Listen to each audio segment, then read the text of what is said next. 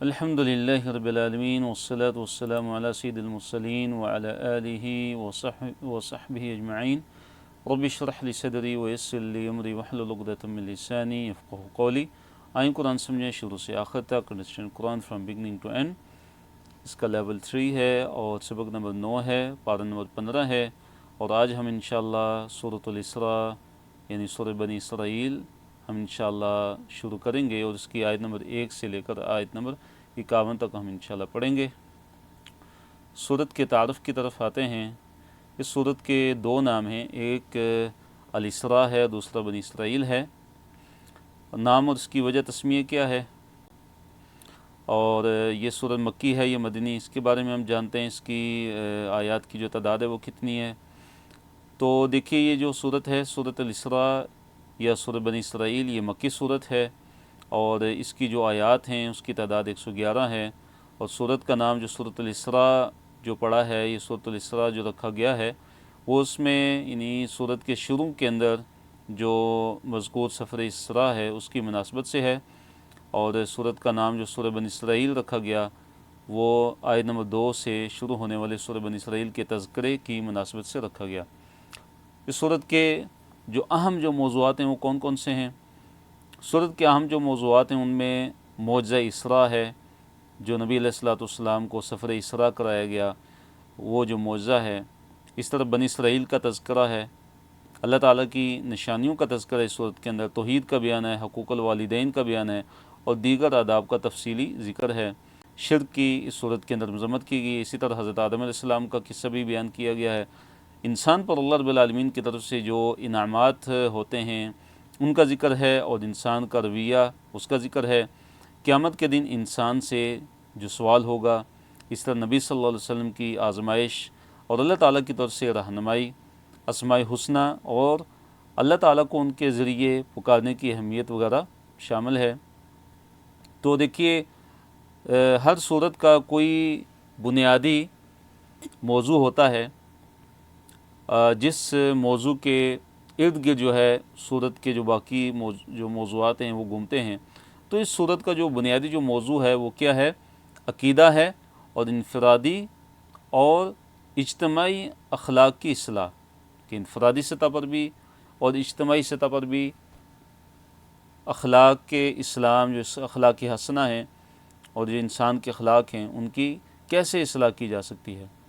اسی طرح اس سورت کے اندر بنی اسرائیل کے ان واقعات کی طرف اشارہ ہے کہ جو پورے قرآن میں کہیں اور ذکر نہیں بلکہ اسی سورت کے اندر ذکر ہیں۔ تو ہم آتے ہیں پہلے صفحے کی طرف۔ اس صفحے کو مختلف موضوعات میں تقسیم کیا گیا ہے۔ تو یہ پارہ نمبر 15 صفحہ نمبر 282 ہے، اور اس میں آیت نمبر 1 سے 7 ہیں۔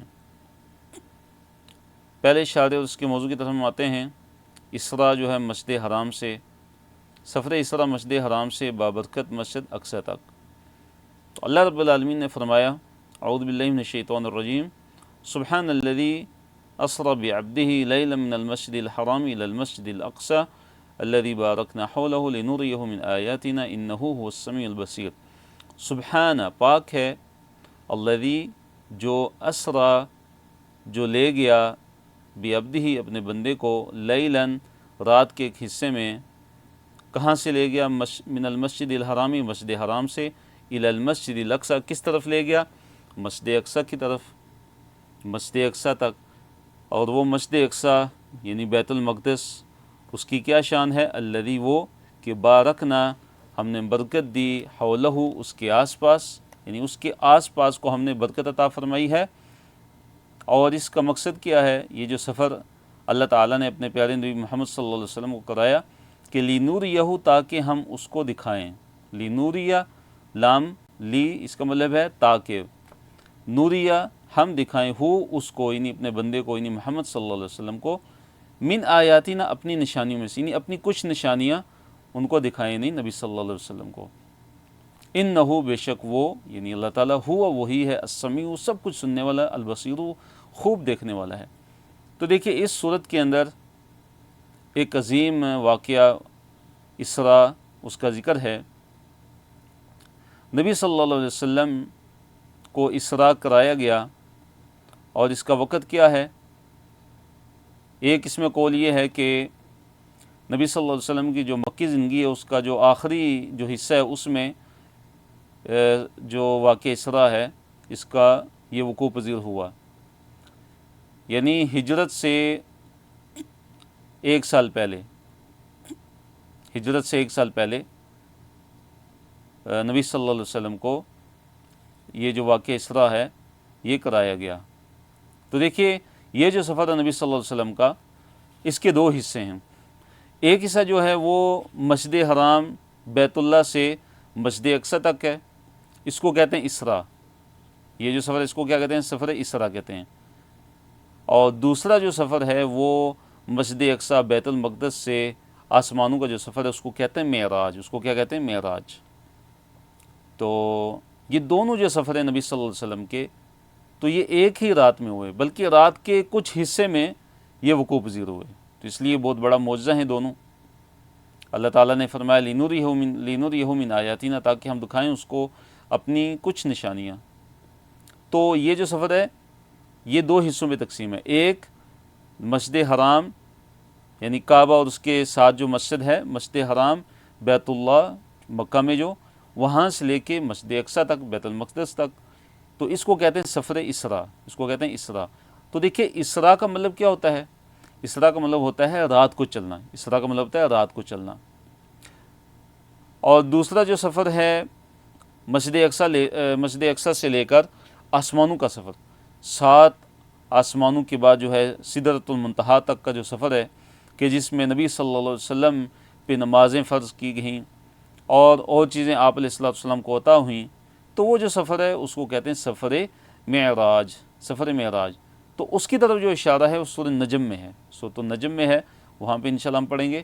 اور سفر اسراء کا جو بیان ہے وہ سورہ الاسراء کے اندر، سورہ بنی اسرائیل کے اندر ہے۔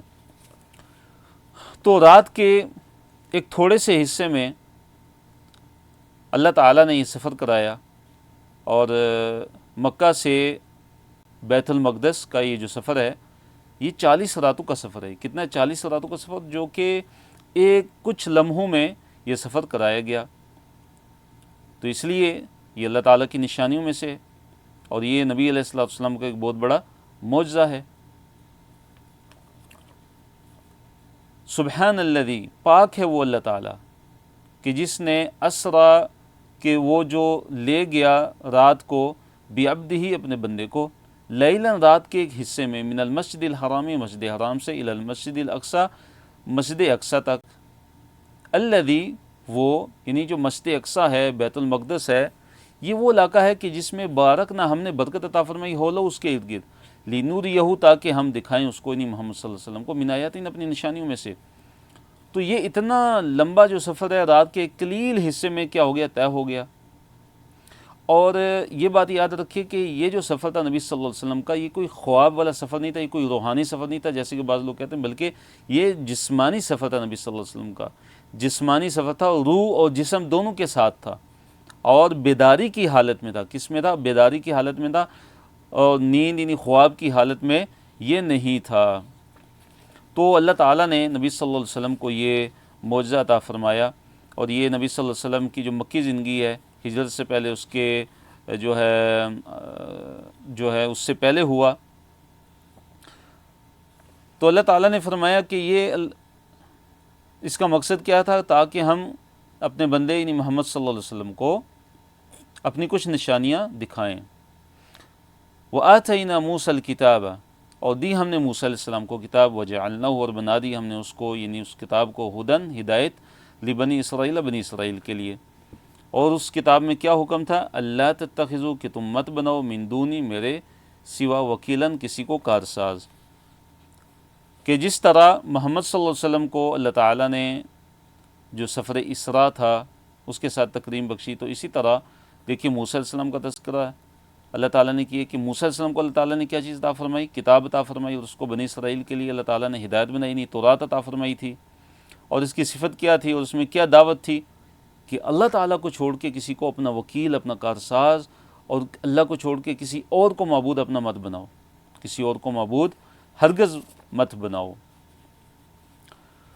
اللہ تعالیٰ نے فرمایا آیت نمبر 3، ذریت ذریت اولاد، اے اولاد کس کی؟ من ان لوگوں کی کہ جنہیں حملنا ہم نے سوار کیا تھا مع نوح علیہ السلام کے ساتھ، یعنی جو کشتی میں سوار تھے حضرت نوح علیہ السلام کے جو بیٹے تھے، تو ان کے بعد جو ہے جو نسل انسانی چلی وہ حضرت نوح علیہ السلام کے ان بیٹوں سے چلی۔ اور دیکھیے حضرت نوح علیہ السلام جنہوں نے 950 سال جو ہے اللہ تعالیٰ کی طرف دعوت دی، لیکن آخر میں ان پہ کتنے لوگ ایمان لائے تھے؟ 80 یا 82 لوگ۔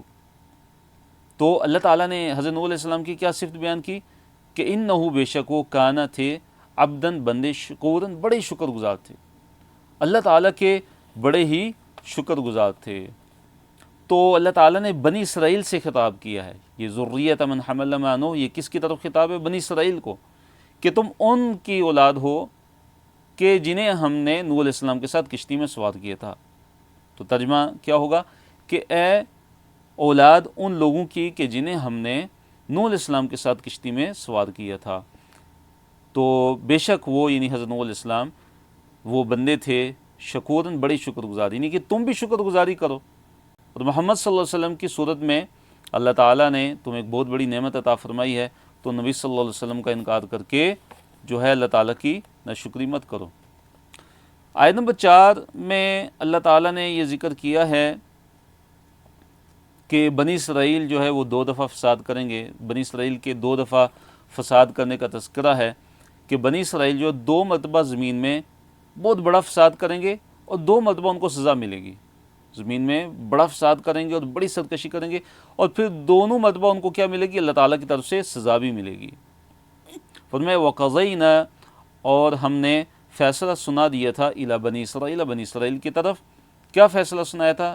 فی الکتابی، کتاب میں نہیں تورات میں۔ کیا چیز؟ لَتُفْسِدُنَّ، کہ تم ضرور جو ہے فساد کرو گے، فی الارض، زمین میں، مرتین، 2 دفعہ۔ اور ہم نے بنی اسرائیل کو کتاب میں یعنی تورات میں ہم نے ان کو فیصلہ سنا دیا تھا کہ تم زمین میں ضرور 2 مرتبہ فساد کرو گے۔ وَلَتَعْلُنَّ، اور فرمایا ضرور سرکشی کرو گے، عُلُوًّا کبیرہ، بہت بڑی سرکشی، بہت بڑی جو ہے تم سرکشی کرو گے۔ تو بنی اسرائیل کے 2 فسادوں کا ذکر ہے کہ جو 2 بڑے فساد انہوں نے زمین میں مچائے، اور زمین سے مراد یہاں پہ کیا ہے؟ وہی القدس یعنی بیت المقدس کی زمین ہے، سرزمین فلسطین کی۔ تو 2 مرتبہ جو ہے تم اس سرزمین میں کیا کرو گے؟ بڑا فساد مچاؤ گے اور بہت بڑی سرکشی کرو گے، اور پھر کیا ہوگا کہ 2 مرتبہ اللہ رب العالمین کا تم پر عذاب آئے گا۔ فرمایا فَإِذَا، پھر جب، جاء، آ گیا، وعد اولاہما، ان دونوں میں سے پہلا وعدہ، بعثنا، ہم نے بھیجے، علیکم، تم پر، کیا بھیجے؟ عبادا لنا، اپنے بندے، اولی بأسن، وہ کیا تھے؟ اولی کا مطلب ہوتا ہے والے، بأسن لڑائی، شدیدن سخت۔ جب پہلا وعدہ آ گیا نا، یعنی کہ اللہ تعالیٰ نے کیا فرمایا کہ ہم 2 دفعہ جو ہے تم جو ہے 2 دفعہ زمین میں فساد مچاؤ گے۔ اب کیا ہوا کہ جب پہلی دفعہ فساد مچانے کا جب وقت آیا تو کیا ہوا؟ جب پہلا جو وعدہ آیا تو اس وقت کیا کیا اللہ تعالیٰ نے؟ یعنی سزا کے طور پہ، جب پہلی دفعہ تم نے جو ہے اے بنی اسرائیل، اے یہود، جب پہلی دفعہ تم نے فساد زمین میں مچایا یعنی زمین قدس میں، فلسطین میں، تو کیا ہوا؟ اللہ تعالیٰ نے اپنے سخت بندوں کو تم پر کیا کر دیا؟ مسلط کر دیا۔ فجاسو، فعل ماضی ہے، فجاسو، پھر وہ گھس گئے، خلال الدیاری، گھروں کے درمیان۔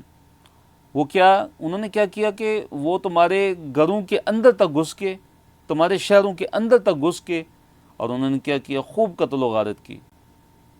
یعنی انہوں نے کیا کیا؟ پھر ان کو مارا بھی، کئی ہزاروں کو قتل کیا، قیدی کیا۔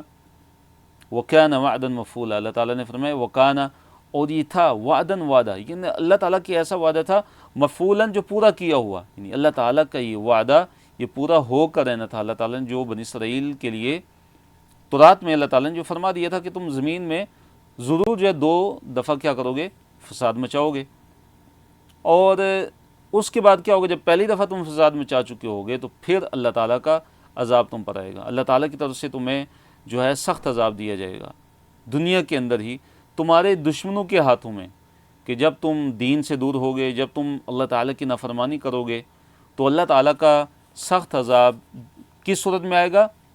جو اللہ تعالیٰ کے ہی جو ظالم بندے ہیں وہ اللہ تعالیٰ تم پر مسلط کر دے گا۔ تو دیکھیے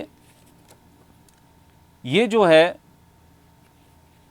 پہلا جو اللہ تعالیٰ کی طرف سے ان پر جو سزا ان پر مسلط ہوئی وہ کس صورت میں ہوئی کہ عیسیٰ علیہ السلام سے تقریباً 600 سال پہلے ایک بخت نصر جو ہے وہ بادشاہ گزرا، حاکم گزرا بابل کا، تو اس نے کیا کیا کہ اس نے جو ہے یہودیوں پر حملہ کیا یروشلم میں، القدس میں، اور ان کو بے دریغ ان یہودیوں کو قتل کیا، کئی کو اس نے غلام بنا لیا، اور انہوں نے فساد کیا کیا تھا زمین میں، انہوں نے کیا فساد مچایا تھا کہ جس کی سزا کے طور پہ اللہ تعالیٰ نے اپنے سخت جنگجو جو بندے تھے ان کو مسلط کر دیا۔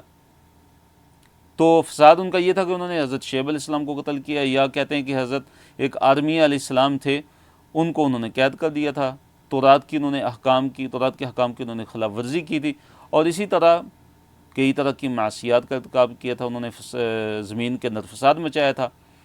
تو ایک اس میں قول یہ ہے کہ جو پہلی دفعہ جب انہوں نے فساد مچایا پھر اللہ تعالیٰ نے بطور عذاب کے ان پر جس قوم کو مسلط کیا، ان کا جو حاکم تھا وہ بابل کا حاکم تھا، بادشاہ تھا بخت نصر، تو اس نے کیا کیا، ان پر یروشلم میں القدس میں آ کر ان پر سخت حملہ کیا، ان بنی اسرائیل پہ، یہودیوں پہ، اور ان کو تہس نہس کر دیا اور بے دریغ ان کو قتل کیا۔ اور دوسرے اس میں قول یہ ہے کہ جو ایک جالوت تھا جس کا سورہ بنی اسرائیل میں بھی ذکر ہے، تو اس کو اللہ تعالیٰ نے ان پر مسلط کیا، تو اس نے کیا کیا، ان پر ظلم کے پہاڑ جو ہے اس نے توڑے۔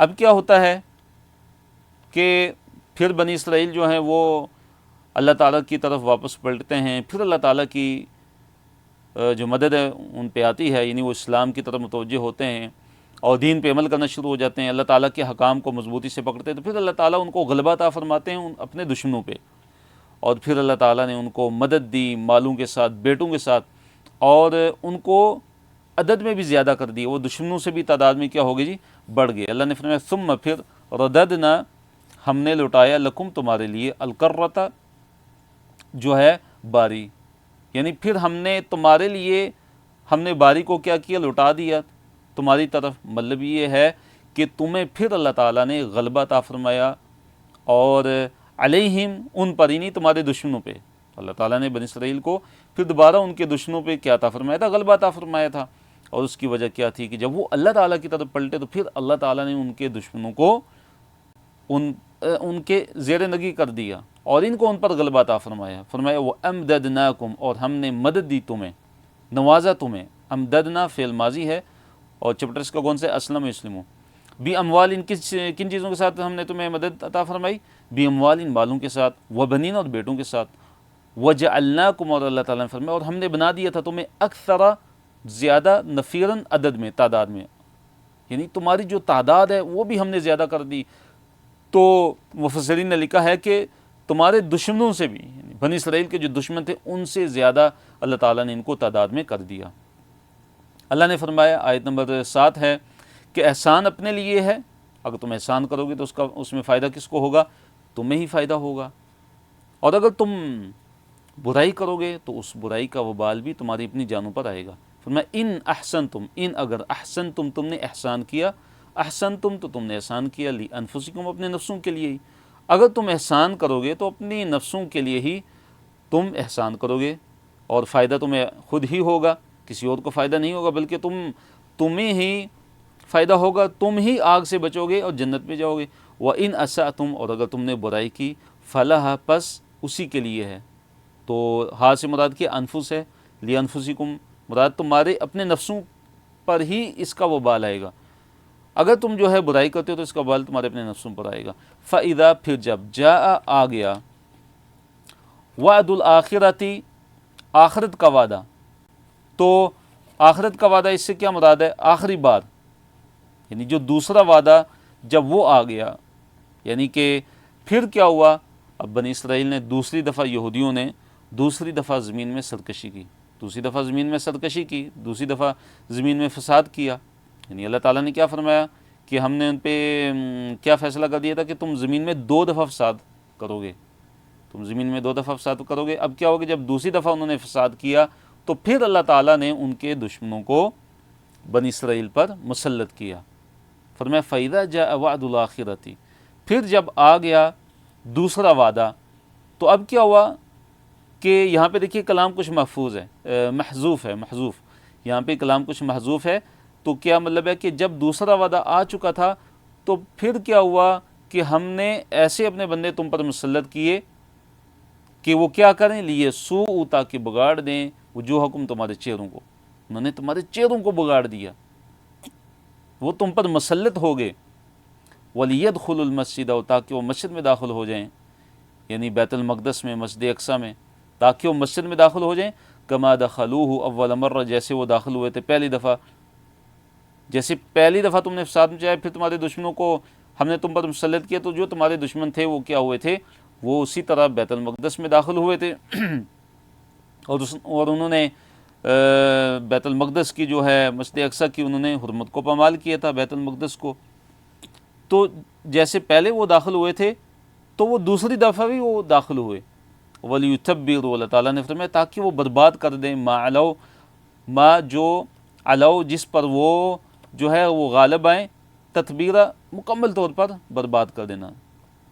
تو ہر چیز جس پر وہ غالب آ جاتے تھے، یہ تمہارے دشمن، جب دوسری دفعہ تم نے فساد مچایا، فضا کے طور پہ اللہ تعالیٰ نے تم پر تمہارے دشمن کو مسلط کر دیا، تو اب کیا ہوا ہے کہ تمہارے وہ جو دشمن تھے جو مسلط ہوئے تم پر دوسری دفعہ، جو دنیا کے اندر جو تم لوگوں نے فساد مچایا بنی اسرائیل، تو اس کے نتیجے میں اللہ تعالیٰ نے جو دشمن تم پر مسلط کیے، وہ جس چیز پر بھی غالب آتے تھے تو ان چیزوں کو کیا کر دیتے تھے، وہ تباہ و برباد کر دیتے تھے، یعنی جیسے گھر ہو گئے، مساجد ہوگی، اور اس طرح کھیتیاں۔ عسیٰ ربکم ان یرحمکم، اچھا اب دیکھیے جو یہ دوسری مرتبہ جو ان کا فساد تھا وہ کیا تھا، ایک تو پہلی دفعہ کا جو فساد تھا زمین میں انہوں نے بڑا فساد اور بڑی سرکشی کی، تو دوسری دفعہ جو زمین کے اندر انہوں نے فساد کیا اور بڑی سرکشی کی وہ کیا تھی کہ انہوں نے روایات کے مطابق انہوں نے کیا کیا کہ حضرت زکریا علیہ السلام کو قتل کیا، اور حضرت عیسیٰ علیہ السلام کے قتل کے بھی درپے تھے، یہ یہودی، یہ بنی اسرائیل یہودی، یہ جو ہے حضرت زکریا علیہ السلام کو قتل کیا انہوں نے، اور حضرت عیسیٰ علیہ السلام کے قتل کے بھی درپے تھے، تو اللہ تعالیٰ نے حضرت عیسیٰ علیہ السلام کو آسمان پر اٹھا لیا۔ تو دوسری دفعہ اللہ تعالیٰ نے کیا سزا دی ان کو، یعنی دو دفعہ انہوں نے فساد کیا، جیسے ہم نے ذکر کیا کہ دو دفعہ بنی اسرائیل نے زمین کے اندر بڑا فساد مچایا، بڑا فساد کیا، اور دونوں دفعہ ان پر اللہ تعالیٰ کی طرف سے سزا آئی، ان کو سزا دی گئی، اور جو دوسرے جو ظالم تھے، جو ان کے جو دشمن تھے، ان کو ان پر مسلط کیا گیا تھا۔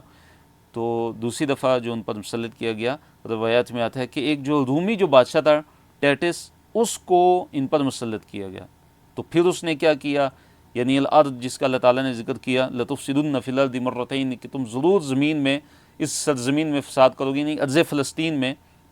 تو اس نے کیا کیا، پھر اس ٹیٹس جو بادشاہ تھا، اس نے ان پر ارض مقدس یعنی فلسطین میں، بیت المقدس میں، القدس میں اس نے حملہ کیا، اور اس طرح اس نے یہودیوں کو کیا کیا، بہت سو کو مارا، ذلیل و رسوا کیا، اور کئی کو اس نے قیدی بنا لیے، ان کے اموال لوٹ لیے۔ اس طرح مذہبی جو ان کے صحیفے تھے تو ان کو اس نے اپنے پاؤں تلے روندا، اور بیت المقدس کی بے حرمتی کی اس نے، اور پھر اس نے کیا کیا کہ ان کو بیت المقدس سے اس نے جلا وطن کر دیا۔ تو اللہ تعالیٰ نے فرمایا کہ دوسرے صفحے کی طرف ہم آتے ہیں، اس صفحے میں آیت نمبر 8 سے لے کر 17 تک ہے، عسیٰ ربکم ان یرحمکم، اللہ تعالیٰ نے فرمایا کہ قریب ہے، امید ہے کہ تمہارا رب تم پر رحم کرے گا، یعنی اگر تم توبہ کر لیتے ہو، اگر تم اصلاح کر لیتے ہو، تو تمہارا رب تم پر کیا کرے گا، رحم کرے گا۔ تو اس میں ہمارے لیے بھی سبق ہے کہ اگر ہم توبہ کر لیتے ہیں اور ہم اصلاح کر لیتے ہیں تو اللہ تعالیٰ جو ہمارا رب ہے وہ ضرور ہم پر انشاءاللہ رحمت کرے گا۔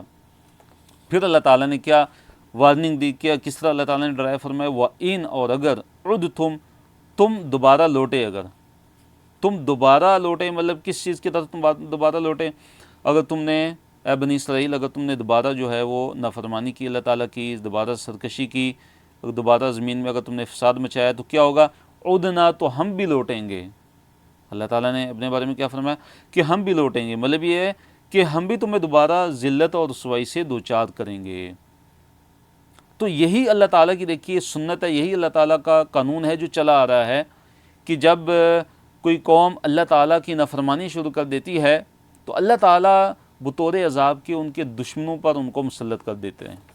اللہ تعالیٰ ان کے دشمنوں کو کیا کر دیتے ہیں؟ ان پر مسلط کر دیتے ہیں۔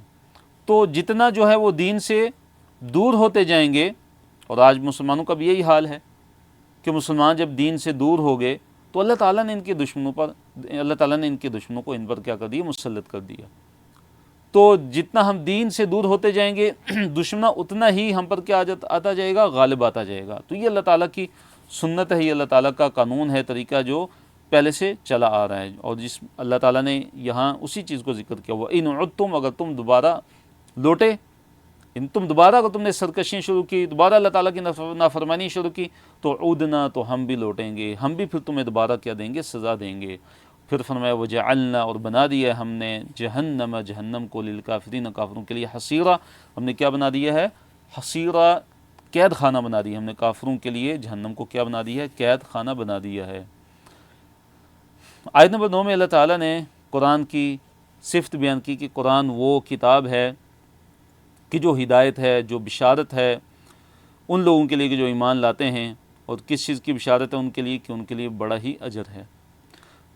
ان ھذا القرآن، کہ بے شک یہ قرآن، یہدی، ہدایت دیتا ہے، للتی، اس راستے کی، کہ ہی وہ اقوم، سب سے سیدھا راستہ ہے۔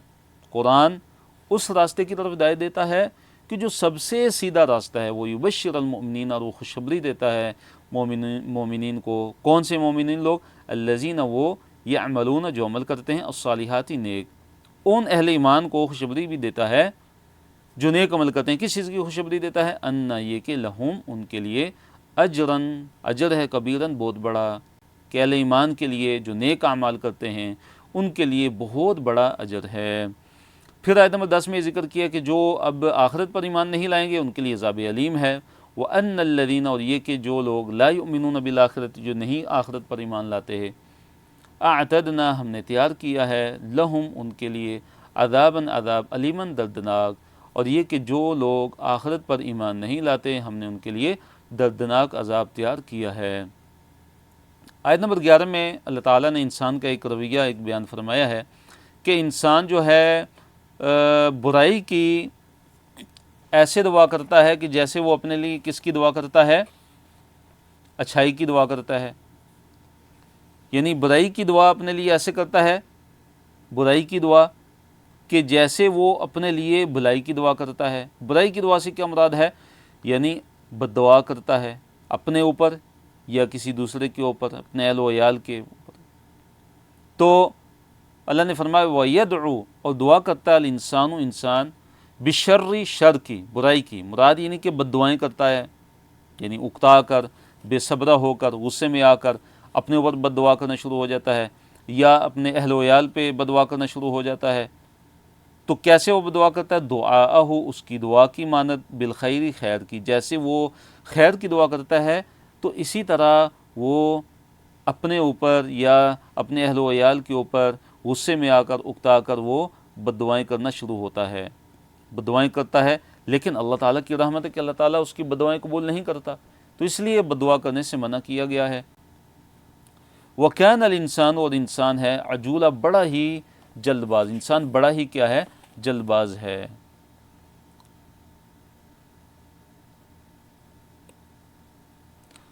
تو اللہ تعالیٰ نے فرمایا، آیت نمبر 12 ہے، وَجَعَلْنَا اللَّيْلَ وَالنَّهَارَ آیَتَيْنِ، یہاں پہ اللہ تعالیٰ نے اپنی قدرت کی نشانیوں کو بیان کیا ہے، اور جو توحید کی نشانیاں بھی ہیں۔ فرمایا وَجَعَلْنَا، اور بنایا ہے ہم نے، اللیل، رات کو، والنہار، اور دن کو، آیتین، دو نشانی، ہم نے رات اور دن کو دو نشانی بنایا ہے۔ فمحونا، پس ہم نے مٹا دیا، آیت اللیل، رات کی نشانی کو، محا یمحو، محونا، محا یمحو، دعا یدعو کے پیٹرن پہ کمزور چپٹر ہے، فمحونا فعل ماضی ہے، مٹانے کے معنی میں ہے، پس ہم نے مٹا دیا رات کی نشانی کو۔ رات کی نشانی کو مٹانے سے مراد کیا کہ رات کو ہم نے بے نور کر دیا ہے تاکہ تم آرام کر سکو۔ وجعلنا، اور ہم نے کر دیا، آیت النہاری، دن کی نشانی کو ہم نے کیا کیا؟ مبصرتن، جو ہے مبصرتن مطلب لفظی مطلب ہے دکھانا، دکھانے والی، مبصرتن، دکھانے والی، یعنی کہ روشن ہم نے کیا، دن کو ہم نے روشن کیا ہے۔ لتبتغوا، تاکہ تم تلاش کرو، فضلا، فضل، من ربکم، اپنے رب کا، تاکہ دن کی روشنی میں تم اپنے رب کا فضل تلاش کرو۔ تو دیکھیے یہاں فضل سے کیا مراد ہے؟ رزق۔ اور قرآن میں کئی مقامات پہ اللہ تعالیٰ نے فضل کو اپنا رزق کو اپنا فضل قرار دیا ہے، کیونکہ یہ اللہ تعالیٰ کا فضل ہے، بغیر استحقاق کے ہمیں ملتا ہے۔ اللہ تعالیٰ بغیر استحقاق کے ہم کو عطا فرماتے ہیں۔ وَلِتَعْلَمُوا عَدَدَ السِّنِينَ وَالْحِسَابَ، اللہ تعالیٰ نے رات و دن جو ہے یہ پیدا کیے ہیں، تو یہ اللہ تعالیٰ کی ایک تو بہت بڑی نشانی ہے تاکہ ہم اللہ تعالیٰ کو پہچانیں اور اللہ تعالیٰ کی جو وحدانیت ہے اور اللہ تعالیٰ کی توحید ہے اس کا تاکہ ہم اقرار کریں۔ اور دوسرا مقصد جو اللہ تعالیٰ نے جو بیان کیا وہ کیا ہے کہ تاکہ تم جان لو عدد السنین، سالوں کی گنتی، والحساب اور حساب، تاکہ تم معلوم کر لو سالوں کی گنتی کو اور حساب کو معلوم کر لو۔ یعنی حساب سے کیا مراد ہے؟ مہینوں اور دنوں کا، تاکہ تمہیں حساب معلوم ہو جائے۔ دیکھیے اگر دن اور رات اگر نہ ہوتی، یہ دن نہ ہوتا اگر رات نہ ہوتی، اور ہمیشہ دن رہتا یہ ہمیشہ سال رہتا، ہمیشہ دن رہتا یہ ہمیشہ رات رہتی، تو کیا ہوتا؟ جو ہے ہم کبھی بھی حساب نہ کر سکتے سالوں کا، دنوں کا، مہینوں کا۔ تو یہ دن ہے پھر رات آتی ہے، اس کے بعد دن آتا پھر رات آتی ہے۔ تو اس طرح اللہ تعالیٰ نے ایک نظام بنایا ہے، تو جس کی وجہ سے ہم معلوم کرتے ہیں ہفتوں کا حساب، مہینوں کا حساب، سالوں کا حساب، ہم شمار کرتے ہیں ان کو۔ تو اللہ تعالیٰ کی بہت بڑی نشانیاں ہیں۔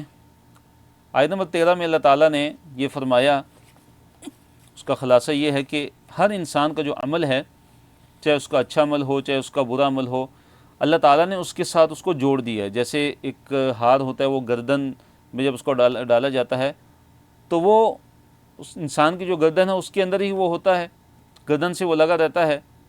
تو اسی طرح ہر انسان کا جو عمل ہے اللہ تعالیٰ نے اس کے ساتھ کیا کر دیا ہے؟ جوڑ دیا ہے، اور اس سے جدا نہیں ہوگا یہاں تک کہ قیامت کا دن آئے گا اور پھر اس کے اعمال کا حساب لیا جائے گا۔ فرمایا وَكُلَّ إِنسَانٍ، اور ہر انسان، أَلْزَمْنَاهُ، ہم نے لازم کر دیا ہے اس کے لیے، طَائِرَهُ، اس کا عمل، چاہے اچھا ہے یا برا ہے، اس کا عمل فی عنقہ، اس کی گردن میں۔ طائر اصل میں کسے کہتے ہیں؟ پرندے کو کہتے ہیں، لیکن یہاں اس سے مراد اعمال ہیں انسان کی، اچھا عمل ہو یا برا عمل ہو، اللہ تعالیٰ نے اس کو انسان کی کیا کر دیا ہے؟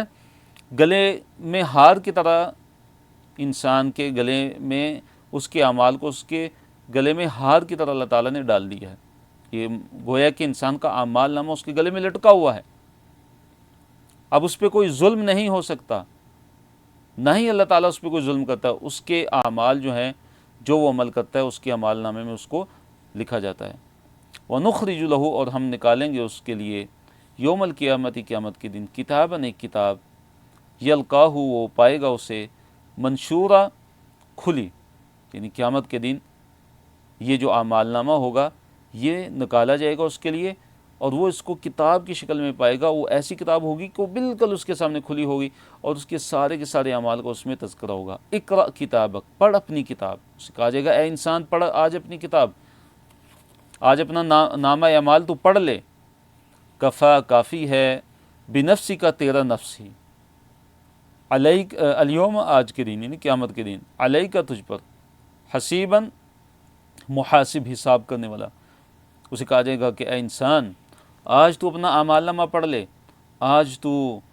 آج تیرا نفس ہی کافی ہے کہ تو اپنا محاسبہ کرے، آج تو خود ہی اپنے اوپر اپنا حساب کرنے والا، اپنا محاسبہ کرنے والا کافی ہے۔ پھر فرمایا من اہتدیٰ، جس نے جو ہدایت پایا، فإنما یہتدی لنفسی، وہ اپنے لیے ہی ہدایت پاتا ہے۔ من ضل، اور جو گمراہ ہوتا ہے، فإنما یضل علیہا، تو اس کی جو گمراہی ہے اس کا وبال بھی اس کے اوپر ہی آتا ہے۔ جو ہدایت پاتا ہے، جو ہدایت کو حاصل کرتا ہے، تو کیا کہ اس کی ہدایت کو اس کو خود ہی فائدہ ہوتا ہے، اور جو گمراہ ہو جاتا ہے، گمراہی کو اختیار کرتا ہے، تو اس کا جو گمراہی کا جو وبال ہے اس کے اوپر ہی آتا ہے۔ پھر اللہ تعالیٰ نے فرمایا کہ وَلَا تَزِرُ، اور نہ بوجھ اٹھائے گی، وَزَرَ يَزِرُ، مطلب ہے بوجھ اٹھانا، اور نہ بوجھ اٹھائے گی، وازرتن، کوئی بوجھ اٹھانے والی، یعنی کوئی جان، وزرا، بوجھ، اخرى، دوسری کا، یعنی کوئی بوجھ نہیں اٹھائے گی، بوجھ اٹھانے والی جان کسی دوسرے کا بوجھ، یعنی کوئی انسان کسی بھی دوسرے کا بوجھ نہیں اٹھائے گا، کسی دوسرے کے گناہوں کا بوجھ کوئی اور انسان نہیں اٹھائے گا۔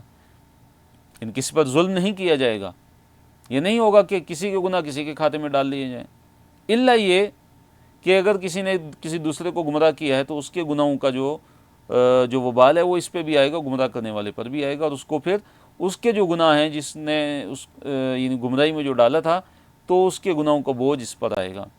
فرمایا وما کننا، اور نہیں ہیں ہم معذبین عذاب دینے والے، حتی یہاں تک کہ نبعث، ہم بھیج دیں رسولاً رسول، یعنی ہم عذاب دینے والے نہیں ہیں یہاں تک کہ ہم رسول بھیج دیں۔ تو اس میں دیکھیے ایک اللہ تعالیٰ نے ایک قاعدہ کلیہ ایک ذکر کیا ہے، ایک دستور اور ایک قانون ذکر کیا ہے کہ اللہ تعالیٰ عذاب کب دیتے ہیں؟ رسولوں کو بھیجنے کے بعد، اور رسول جب جو حجت ہے وہ قائم کر دیتے ہیں اور لوگ اگر ایمان نہیں لاتے تو پھر ان پر عذاب آتا ہے، پھر اللہ تعالیٰ ان کو عذاب دے سکتے ہیں قیامت کے دن، آخرت میں۔ تو اس سے پہلے اگر کسی پر حجت قائم نہیں ہوتی تو اس کو عذاب نہیں ہوگا یہاں تک کہ اس پر حجت نہ قائم ہو جائے۔ تو اس میں اللہ تعالیٰ نے کیا جو اصول بیان فرمایا کہ یعنی یہ ایسا نہیں ہے کہ رسول نہ آئیں اور لوگوں کو اللہ تعالیٰ کا پیغام نہ پہنچے اور ان پر حجت قائم نہ ہو، ان پر حجت کا اتمام نہ ہو تو اس کے بغیر ہی ان کو عذاب دیا جائے، ایسا نہیں، بلکہ اللہ تعالیٰ تبھی عذاب دیں گے یہاں تک کہ ان پر رسولوں کو بھیجنے کے بعد ان پر جب حجت قائم ہو جاتی ہے، ان کے پاس اللہ تعالیٰ کا پیغام پہنچ جاتا ہے اور حجت قائم ہو جاتی ہے، اس کے بعد بھی اگر وہ ایمان نہیں لاتے تو پھر وہ پکڑے جائیں گے۔ حجت جب قائم ہو جاتی ہے تو پھر ان کو عذاب دیا جاتا ہے اگر وہ ایمان نہیں لاتے۔ تو یہ اللہ تعالیٰ نے ایک اصول بیان کیا ہے۔ تو دیکھیے اس میں یہ بھی ہے کہ بعض ایسے لوگ ہیں کہ جن پر دنیا میں حجت قائم نہیں ہوتی، مثلا جو ایسے وقت میں جو لوگ گزرے کہ ایک نبی سے دوسرے نبی کے جو درمیان کا جو وقت ہے کہ جس میں لوگوں تک اللہ تعالیٰ کا پیغام نہیں، لوگوں پہ اللہ تعالیٰ کی حجت قائم نہیں ہوئی، تو اب ایسے لوگوں کا کیا بنے گا؟ تو علماء نے لکھا ہے کہ قیامت کا دن جب ہوگا تو اللہ رب العالمین ایسے لوگوں کا پھر وہاں پہ امتحان لیں گے، کیونکہ دنیا کے اندر تو ان پر حجت قائم نہیں ہوئی، اور اللہ کے اصول ہے کہ جب حجت قائم ہو جاتی ہے رسولوں کے ذریعے یا علماء کے ذریعے یا جو رسولوں کے جو نائب ہیں، رسولوں کا جو پیغام پہنچانے والے ہیں آگے جو داعی ہیں، تو اس کے بعد ہی پھر اگر وہ حجت قائم ہونے کے بعد اگر وہ ایمان نہیں لاتے تو پھر ان پہ اللہ تعالیٰ کا عذاب آتا ہے اور وہ پھر جو ہے وہ آخرت میں عذاب کے مستحق ہوں گے۔ تو قیامت کے دن ایسے لوگوں کا کیا ہوگا؟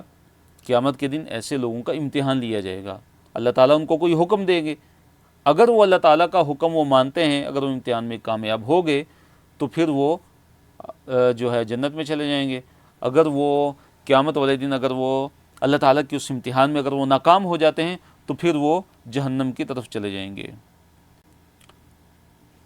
وَإِذَا أَرَدْنَا، اور جب ہم ارادہ کرتے ہیں، أَن نُهْلِكَ، اور یہ کہ ہم ہلاک کریں، قَرْيَةً، کسی بستی کو، جب ہم کسی بستی کے ہلاک کرنے کا ارادہ کرتے ہیں تو کیا ہے؟ امرنا، ہم حکم دیتے ہیں، مترفیہا، اس کے خوشحال لوگوں کو، ففسقوا فیہا، پس وہ اس میں کھلی نافرمانیاں کرتے ہیں، فسقوا فی الماضی ہے، اسی سے فسق و فجور بھی ہے، تو وہ کیا کرتے ہیں کہ اس بستی میں وہ فسق و فجور کرنا شروع ہوتے ہیں اور کھلم کھل اللہ تعالیٰ کی نافرمانی کرتے ہیں۔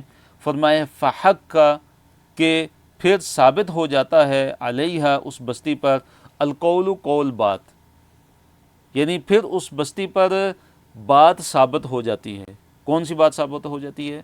مراد اللہ تعالیٰ کے عذاب کی بات ثابت ہو جاتی ہے، پھر یعنی اللہ تعالیٰ کا عذاب اس بستی پر آ جاتا ہے۔ فدمرناہا، پھر ہم اس کو تباہ و برباد کر دیتے ہیں، یعنی اس بستی کو تدمیراً، تباہ و برباد کرنا، تاکید کے لیے مصدر کے طور پہ آیا ہے، مراد مکمل طور پہ اس کو پھر ہم تباہ و برباد کر دیتے ہیں۔ تو دیکھیے کیا ہوتا ہے کہ اللہ تعالیٰ کی نافرمانی سب سے پہلے کون لوگ کرتے ہیں؟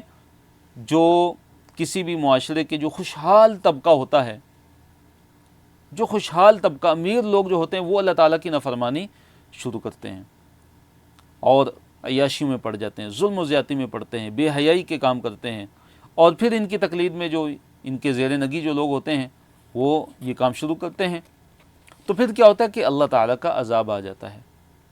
تو یہی اللہ تعالیٰ کا دستور ہے، اور اس میں ہمارے لیے سبق ہے کہ ہم اللہ تعالیٰ کی نافرمانیوں سے بچیں، اللہ تعالیٰ کی نافرمانیوں سے بچیں اور اپنی اصلاح کریں، اور ہم اجتماعی طور پہ توبہ کریں، استغفار کریں، نہیں تو اللہ تعالیٰ کا یہ عذاب آتا ہے پھر۔ وَكَمْ أَهْلَكْنَا، اور کتنی ہی ہم نے ہلاک کی، من القرون قومیں، من بعد نوح علیہ السلام کے بعد۔ اللہ نے فرمایا کہ نوح علیہ السلام کے بعد ہم کتنی ہی قوموں کو ہم ہلاک کر چکے ہیں، جیسے قوم عاد ہے، قوم ثمود ہے۔ تو مقصد کیا ہے؟ کفار مکہ کو متنبہ کرنا ہے، ان کو تنبیہ کرنا ہے، ڈرانا ہے، اور اس کے بعد ہمیں بھی کہ ہم اللہ تعالیٰ کی نافرمانی نہ کریں، اللہ تعالیٰ کی معصیت سے بچیں، اللہ تعالیٰ کے دین پر عمل کریں، اور شرک سے بچیں جو سب سے بڑا گناہ ہے، جس کو اللہ تعالیٰ کبھی معاف کرنے والے نہیں ہیں، اور اللہ تعالیٰ کی توحید پہ ہم ثابت قدم ہو جائیں کہ محمد صلی اللہ علیہ وسلم پر، یعنی کفار مکہ کے لیے کیا تنبیہ ہے کہ اگر محمد صلی اللہ علیہ وسلم کی تم تکذیب کرتے ہو اور زمین پر فسق و فجور کا اگر ارتکاب کرتے ہو، تو جس طرح پہلی امتوں کو ہلاک کیا گیا، تباہ کیا گیا، اس طرح تم کو بھی ہلاک و تباہ کر دیا جائے گا۔ پھر اللہ نے فرمایا وَكَفَىٰ بِرَبِّكَ، اور آپ کا رب کافی ہے، بِذُنُوبِ عِبَادِهِ، اپنے بندوں کے گناہوں کا، خبیراً خوب جاننے والا، خبر رکھنے والا، بصیراً خوب دیکھنے والا، یعنی اللہ تعالیٰ آپ کا رب جو ہے وہ آپ کا جو رب ہے وہ اپنے بندوں کے گناہوں کا جاننے والا، پوری کی پوری خبر رکھنے والا کافی ہے، اور دیکھنے والا کیا ہے؟ وہ کافی ہے۔ تو الحمدللہ 2 صفحوں کو ہم نے مکمل کر لی، تیسرے صفحے کی طرف ہم آتے ہیں۔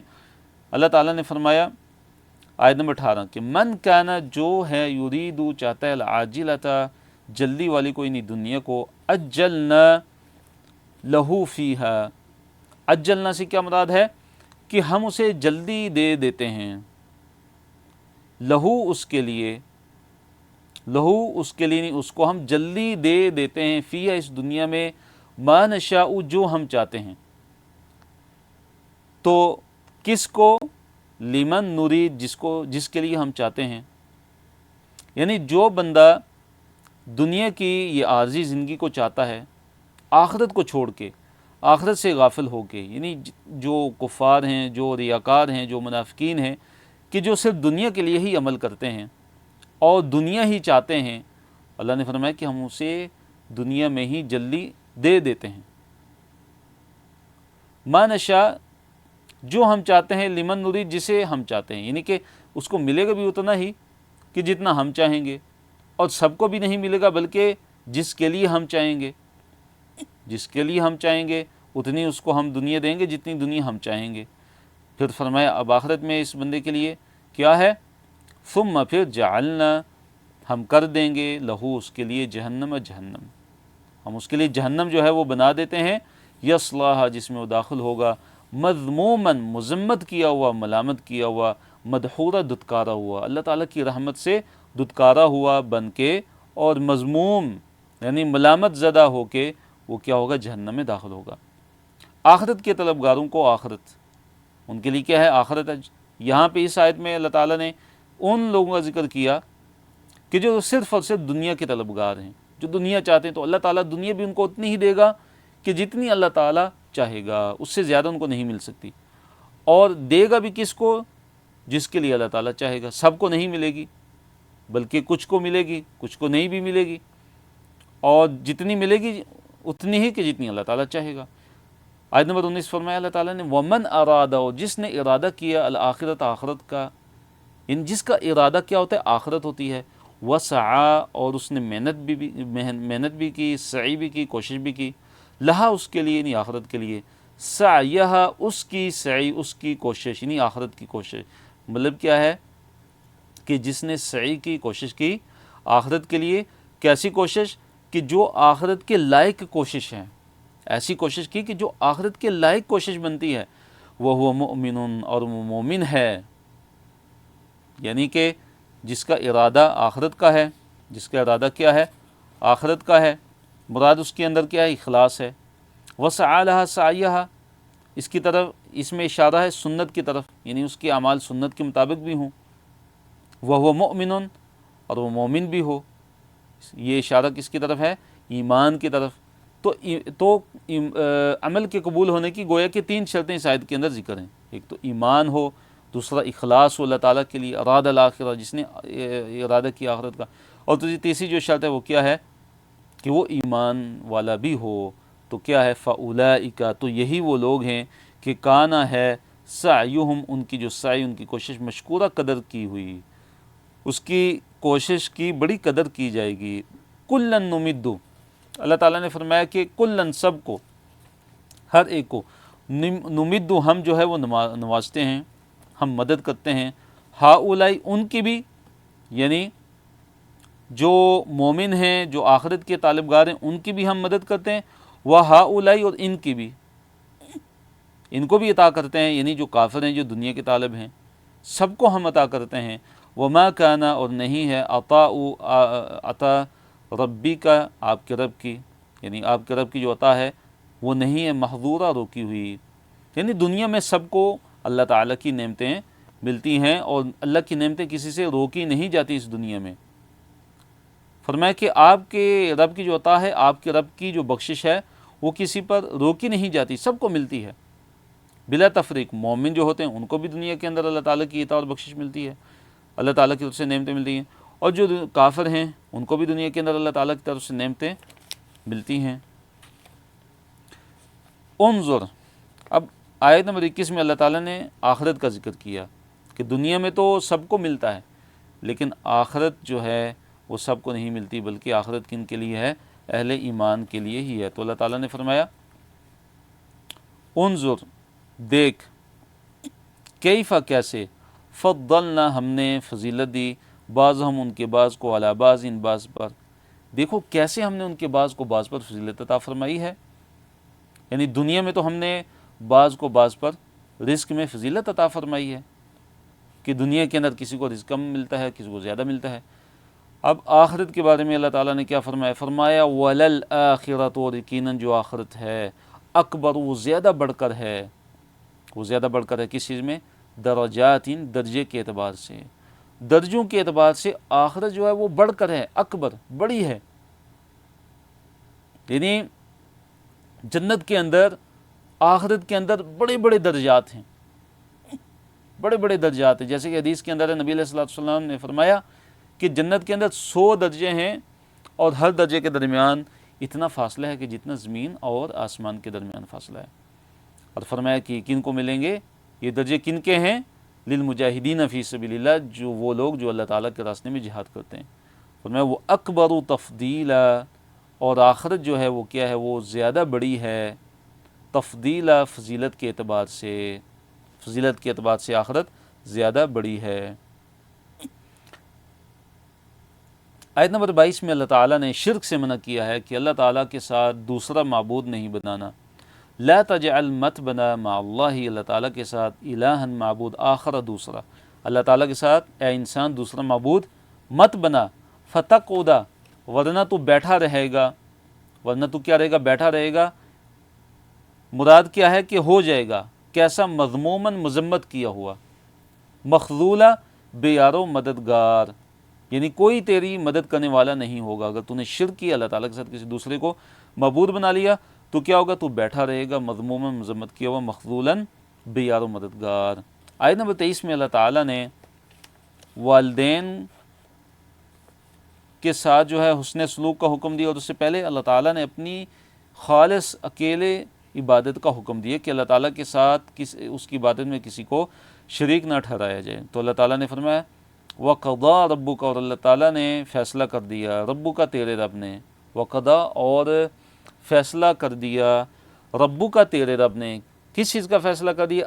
اللہ تعبدوا، کہ تم نہ عبادت کرو، الا، مگر، ایاہو، اسی کی، تمہارے رب نے فیصلہ کر دیا کہ اللہ تعالیٰ کے علاوہ کسی کی بھی عبادت نہیں کرنی، وبالوالدین، اور والدین کے ساتھ احسانہ، نیک سلوک کرنا ہے، والدین کے ساتھ اللہ تعالیٰ نے نیک سلوک کا حکم دیا۔ تو دیکھیے قرآن میں اللہ تعالیٰ نے، اس مفسرین نے ذکر کیا کہ اپنے حق کے ساتھ، جو حق کے توحید ہے، توحید کا جو حق ہے، اس کے ساتھ اللہ تعالیٰ نے والدین کا حق اس کو ذکر کیا، تاکہ ان کا جو جو مقام ہے، ان کا جو مرتبہ ہے، تاکہ اس کو واضح کیا جائے، اس کو بیان کیا جائے۔ اور والدین کا کیا مقام ہے، کیا مرتبہ ہے، حدیث کے اندر نبی علیہ الصلوۃ والسلام نے فرمایا کہ رضا اللہ فی رضا الوالدین، کہ اللہ تعالیٰ کی جو رضا ہے وہ والدین کی رضا میں ہے، وسخط اللہ فی سخط الوالدین، اور جو والدین کی، جو اللہ تعالیٰ کی ناراضگی ہے وہ والدین کی ناراضگی میں ہے۔ اور صحیح مسلم کے اندر حدیث ہے، نبی علیہ الصلوۃ والسلام نے فرمایا رغیم انفو، اس انسان کا ناک خاک آلود ہو جائے۔ پھر دوسری دفعہ فرمایا رغیم انفو، اس انسان کا ناک خاک آلود ہو جائے۔ تیسری دفعہ فرمایا رغیم انفو، اس انسان کا ناک جو ہے وہ خاک آلود ہو جائے۔ تو صحابہ نے کہا من یا رسول اللہ، یہ کون سا ایسا بدبخت شخص ہے کہ جس کی ناک جو ہے وہ خاک آلود ہو جائے، جس کے لیے بد دعا ہے؟ تو آپ علیہ الصلوۃ والسلام نے فرمایا کہ من ادرکا، کہ جس نے پایا اپنے والدین میں سے کسی ایک کو یا دونوں کو، اور پھر وہ ان کی خدمت کر کے، ان کے ساتھ حسن سلوک کر کے، ان کی اطاعت اور فرمانبرداری کر کے وہ جنت میں نہ داخل ہو سکا۔ اور اسی طرح ایک حدیث کے اندر ہے کہ جب نبی صلی اللہ علیہ وسلم سے پوچھا گیا کہ سب سے افضل عمل کون سے ہیں، سب سے افضل عمل، تو آپ علیہ الصلوۃ والسلام نے کیا فرمایا کہ سب سے افضل عمل کا جب آپ صلی اللہ علیہ وسلم نے ذکر کیا، فرمایا کہ نماز کو اس کے وقت پہ پڑھنا، اور دوسرے نمبر پہ آپ صلی اللہ علیہ وسلم نے فرمایا کہ بر الوالدین، والدین کے ساتھ نیکی، والدین کے ساتھ حسن سلوک۔ دوسرے نمبر پہ نبی صلی اللہ علیہ وسلم نے نماز کے بعد جو ہے والدین کے ساتھ جو نیکی ہے اس کو ذکر کیا کہ یہ کتنا عظیم عمل ہے۔ فرمایا اما، اگر یبلغن، پہنچ جائیں، عندکا، تیرے پاس، الکبرا، بڑھاپے کو، اے انسان اگر تیرے پاس بڑھاپے کو پہنچ جاتے ہیں، احدہما، ان میں سے کوئی ایک، یعنی والدین میں سے اگر کوئی ایک بڑھاپے کو پہنچ جاتا ہے، او کلاہما، یا دونوں، فلا تقل لہما، پس مت کہہ ان دونوں کو افن، اف، یعنی اف تک نہیں کہنا۔ یعنی یہ جو اف ہے، اکتاہٹ اور بے ادبی کا سب سے ہلکا کلمہ ہے، سب سے ہلکی بات ہے کہ ان کو اف کہا جائے۔ تو فرمایا کہ اف تک نہیں کہنا، تو اس سے جو زیادہ سخت جو الفاظ ہیں بے ادبی والے، بدتمیزی کرنا، ان کو جھڑکنا، بدسلوکی کرنا، تو یہ تو زیادہ بڑا گناہ ہے۔ فَلَا تَقُلْ لَهُمَا اُفٍّ وَلَا تَنْهَرْهُمَا، اللہ تعالیٰ نے منع کیا اور ان کو جھڑکنا بھی نہیں ہے، ڈانٹنا بھی نہیں ہے۔ وَقُلْ لَهُمَا، اور کہنا ہے ان کو، قولاً، بات، کریماً، نرمی والی بات ان کو کہنی ہے، ادب کے ساتھ، احترام کے ساتھ۔ اور قولاً کریمہ، اس کے بارے میں بعض مفسرین نے لکھا ہے کہ قولاً کریمہ سے کیا مراد ہے، اور مثال سے انہوں نے واضح کیا قولاً کریمہ سے مراد یہ ہے کہ مثلا ایک جو ہے غلام، وہ کوئی غلطی کر لیتا ہے تو وہ اپنے سخت مزاج آقا سے جیسے بات کرے گا، ایک خطاکار غلام کی جو غلطی کر بیٹھتا ہے اور اس کا آقا بڑا ہی سخت ہے تو وہ کیسے بات کرے گا، کتنی نرمی سے وہ بات کرے گا، تو یہ مراد ہے قولاً کریمہ۔ پھر اللہ تعالیٰ نے فرمایا وخفض، اور جھکائے رکھ، لہما، ان دونوں کے لیے، نہیں اپنے والدین کے لیے، جناح الذل، تواضع کا بازو۔ جناح بازو کو کہتے ہیں، ویسے جناح کا مطلب ہوتا ہے پرندے کا پر، تو یہاں مراد کیا ہے، بازو۔ الذل عاجزی اور تواضع کو کہتے ہیں، ذل کسے کہتے ہیں، عاجزی اور تواضع کو، یعنی اے انسان تو ان دونوں کے لیے، اپنے والدین کے لیے عاجزی اور تواضع کا جو بازو ہے اس کو جھکائے رکھ، پست رکھ اسے۔ کیا مراد ہے کہ عاجزی کا جو بازو ہے وہ جھکانا، من الرحمتی، رحمت سے، من الرحمت سے مراد کیا ہے، رحمت سے مطلب کہ رحم کرتے ہوئے، رحم دلی سے، رحم دلی کرتے ہوئے۔ تو اس کا ایک مطلب یہ ہے کہ ان کے ساتھ پرشفقت معاملہ کر کے اچھا سلوک کیا جائے، انتہائی بہترین سلوک کیا جائے، ان کی کفالت کی جائے۔ اور اس کا دوسرا مطلب یہ ہے کہ والدین کے سامنے جو ہے تواضع اور عاجزی کا اظہار کیا جائے، تکبر نہ کیا جائے، ان کے اوپر آواز کو بلند نہ کیا جائے، بلکہ کیا والدین کے سامنے تواضع اور عاجزی کا اظہار کیا جائے۔ اور کیا دعا نبی اللہ تعالیٰ نے سکھائی انسان کو والدین کے لیے، فرمایا وقل، اور کیا، ربی، اے میرے رب، ارحمہما، تو ان دونوں پہ رحم کر، ارحم، رحم کر، ہما، ان دونوں پر، اے میرے رب ان دونوں پر رحم فرما، کیسے، کما، جیسے، ربیا، ان دونوں نے پرورش کی تھی نی میری، کب؟ صغیراً بچپن میں، جب میں چھوٹا ہوتا تھا، کہ جیسے ان دونوں نے یعنی والدین نے میری بچپن میں پرورش کی، اے اللہ اے میرے رب ان دونوں پر کیا کر، رحم فرما۔ ربکم تمہارا رب، اعلم زیادہ جانتا ہے، بما اس چیز کو کہ جو فی نفوسکم جو تمہارے دلوں میں، تمہارے نفوس میں، نفوس نفس ان کی جمع ہے، یعنی تمہارا رب زیادہ بہتر جانتا ہے جو تمہارے نفسوں میں ہے۔ ان تکونو اگر تم ہوگے، صالحین نیک، اگر تم نیک ہو گئے نا، تو فإنہ تو بے شک وہ یعنی اللہ تعالیٰ، کانا ہے للأوابین جو رجوع کرنے والے ہیں اس کی طرف، نہیں اللہ تعالیٰ کی طرف، ان کے لیے اللہ تعالیٰ کی غفورا بڑا ہی بخشنے والا ہے۔ تمہارا رب تمہارے دلوں میں جو کچھ بھی ہے وہ زیادہ بہتر جانتا ہے۔ پھر اللہ تعالیٰ نے فرمایا کہ اگر دیکھو تم جو ہے اگر نیک ہوئے تو بے شک تمہارا جو رب ہے، بے شک وہ یعنی تمہارا رب جو ہے وہ اوابین جو ہیں، جو بار بار اللہ تعالیٰ کی طرف رجوع کرنے والے ہیں، ان کو ان کے لیے اللہ تعالیٰ بہت زیادہ بخشش کرنے والا ہے۔ تو اس کے دو مطلب ایک یہ کہ اگر کوئی انسان والدین کی وہ خدمت میں اس سے کوتاہی ہوگی، زیادتی ہوگی اور خدمت وہ نہیں کر سکا، تو اب کیا ہے کہ وہ اللہ تعالیٰ سے معافی مانگتے ہیں، توبہ کرتے، تو اللہ تعالیٰ ان کے لیے معاف کرنے والا ہے۔ اور دوسرے اس کا مطلب یہ ہے کہ اولاد ایک مثلاً اولاد جو ہے اپنے والدین کی مقدور بر اپنی استطاعت کے مطابق جو ان کی خدمت کرتی ہے، لیکن اس کے وجود بھی والدین اپنی اولاد سے ناراض ہوتے ہیں اور ان سے خوش نہیں ہوتے، تو فرمایا کہ اس طرح ان پر کوئی گناہ نہیں ہے۔ اللہ تعالیٰ زیادہ جانتا ہے تمہاری نیتوں کو، تمہارے اعمال کو، اور اگر تم نیک ہوئے، اپنے والدین کے ساتھ حسن سلوک کرنے والے ہوئے، تو بے شک اللہ تعالیٰ بار بار جو رجوع کرنے والے ان کو اللہ تعالیٰ معاف کرنے والا ہے۔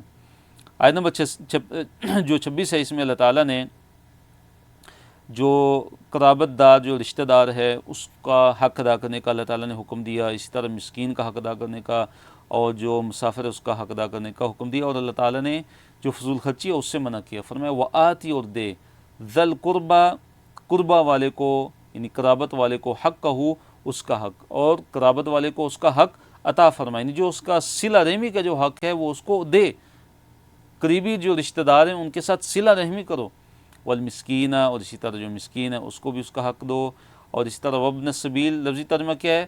بیٹا راستے کا، ابن بیٹا، سبیل راستہ، راستے کا بیٹا، اسے مراد کیا ہے؟ مسافر، اور مسافر جو ہے اس کو بھی اس کا حق دیا جائے۔ ولا تبذر، اللہ تعالیٰ نے فرمایا کہ مت فضول خرچی کر، تبذیراً فضول خرچی کرنا، تو فضول خرچی سے اللہ تعالیٰ نے منع کیا۔ تو تبذیر کیا ہوتا ہے؟ کہ انسان ناجائز کاموں میں پیسہ خرچ کرے، بالکل حرام ہے۔ اسی طرح جائز کاموں میں بھی وہ حد سے بڑھ کر اگر وہ خرچ کرتا ہے تو یہ بھی ممنوع ہے۔ آیت نمبر 28 میں ہے کہ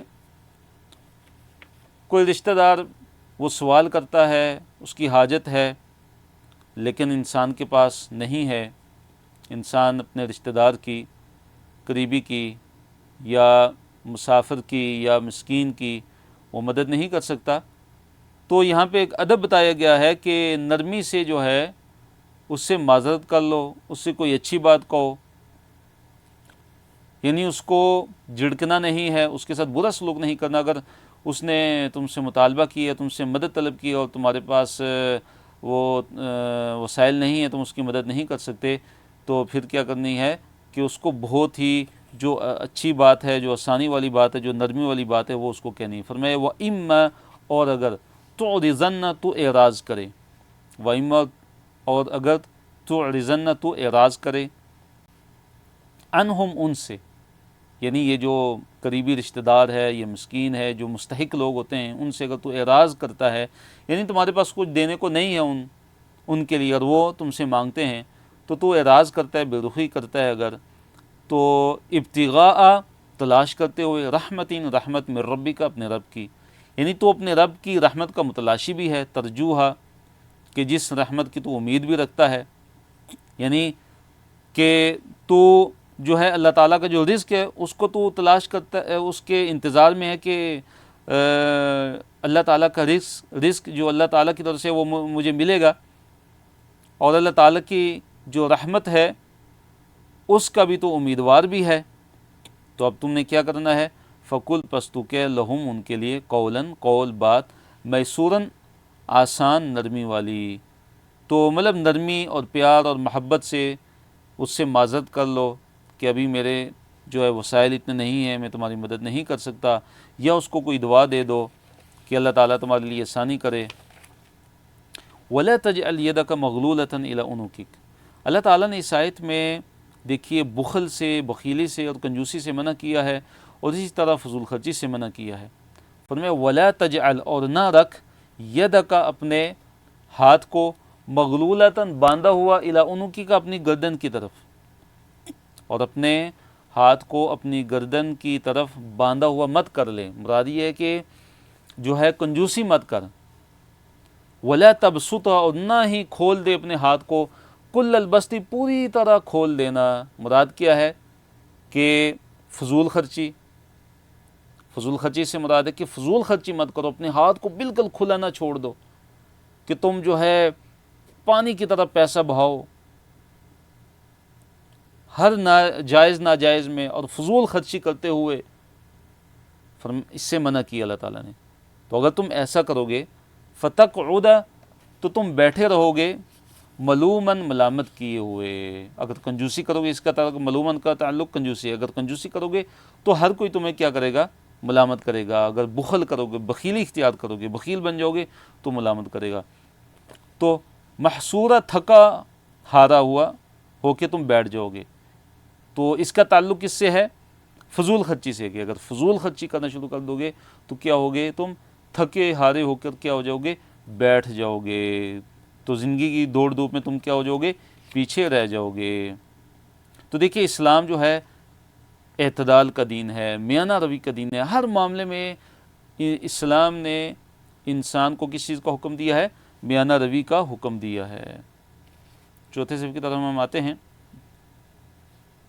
ان ربک، بے شک تمہارا رب، یبسط الرزق، وہ کشادہ کرتا ہے رزق کو، لمن یشاء، جس کے لیے وہ چاہتا ہے، وہ یقدر، اور وہ تنگ بھی کرتا ہے رزق جس کے لیے وہ چاہتا ہے۔ بسط یبسط، یبسط فعل مضارع ہے، چپٹر فعل نصر ینصر۔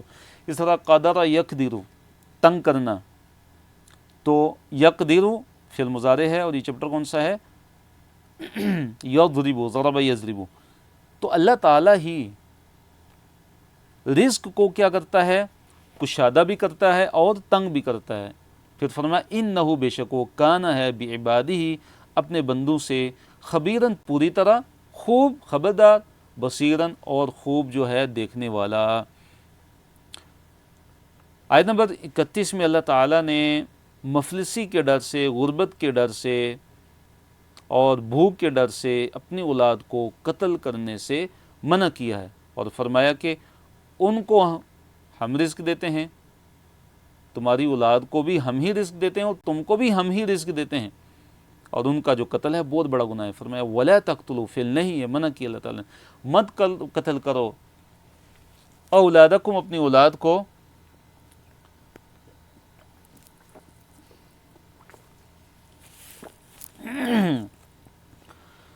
فرمایا وَلَا تَقْتُلُوا، اور مت قتل کرو اولادکم، اپنی اولاد کو، خشیت، خشیت ڈرنے کو کہتے ہیں، املاق، مفلسی، غربت، مفلسی کے ڈر سے کہ ان کو، اولاد کو ہمارے ساتھ کھانا پڑے گا، ان کو کھلانا پڑے گا، اس ڈر سے اپنی اولاد کو ہرگز مت قتل کرو۔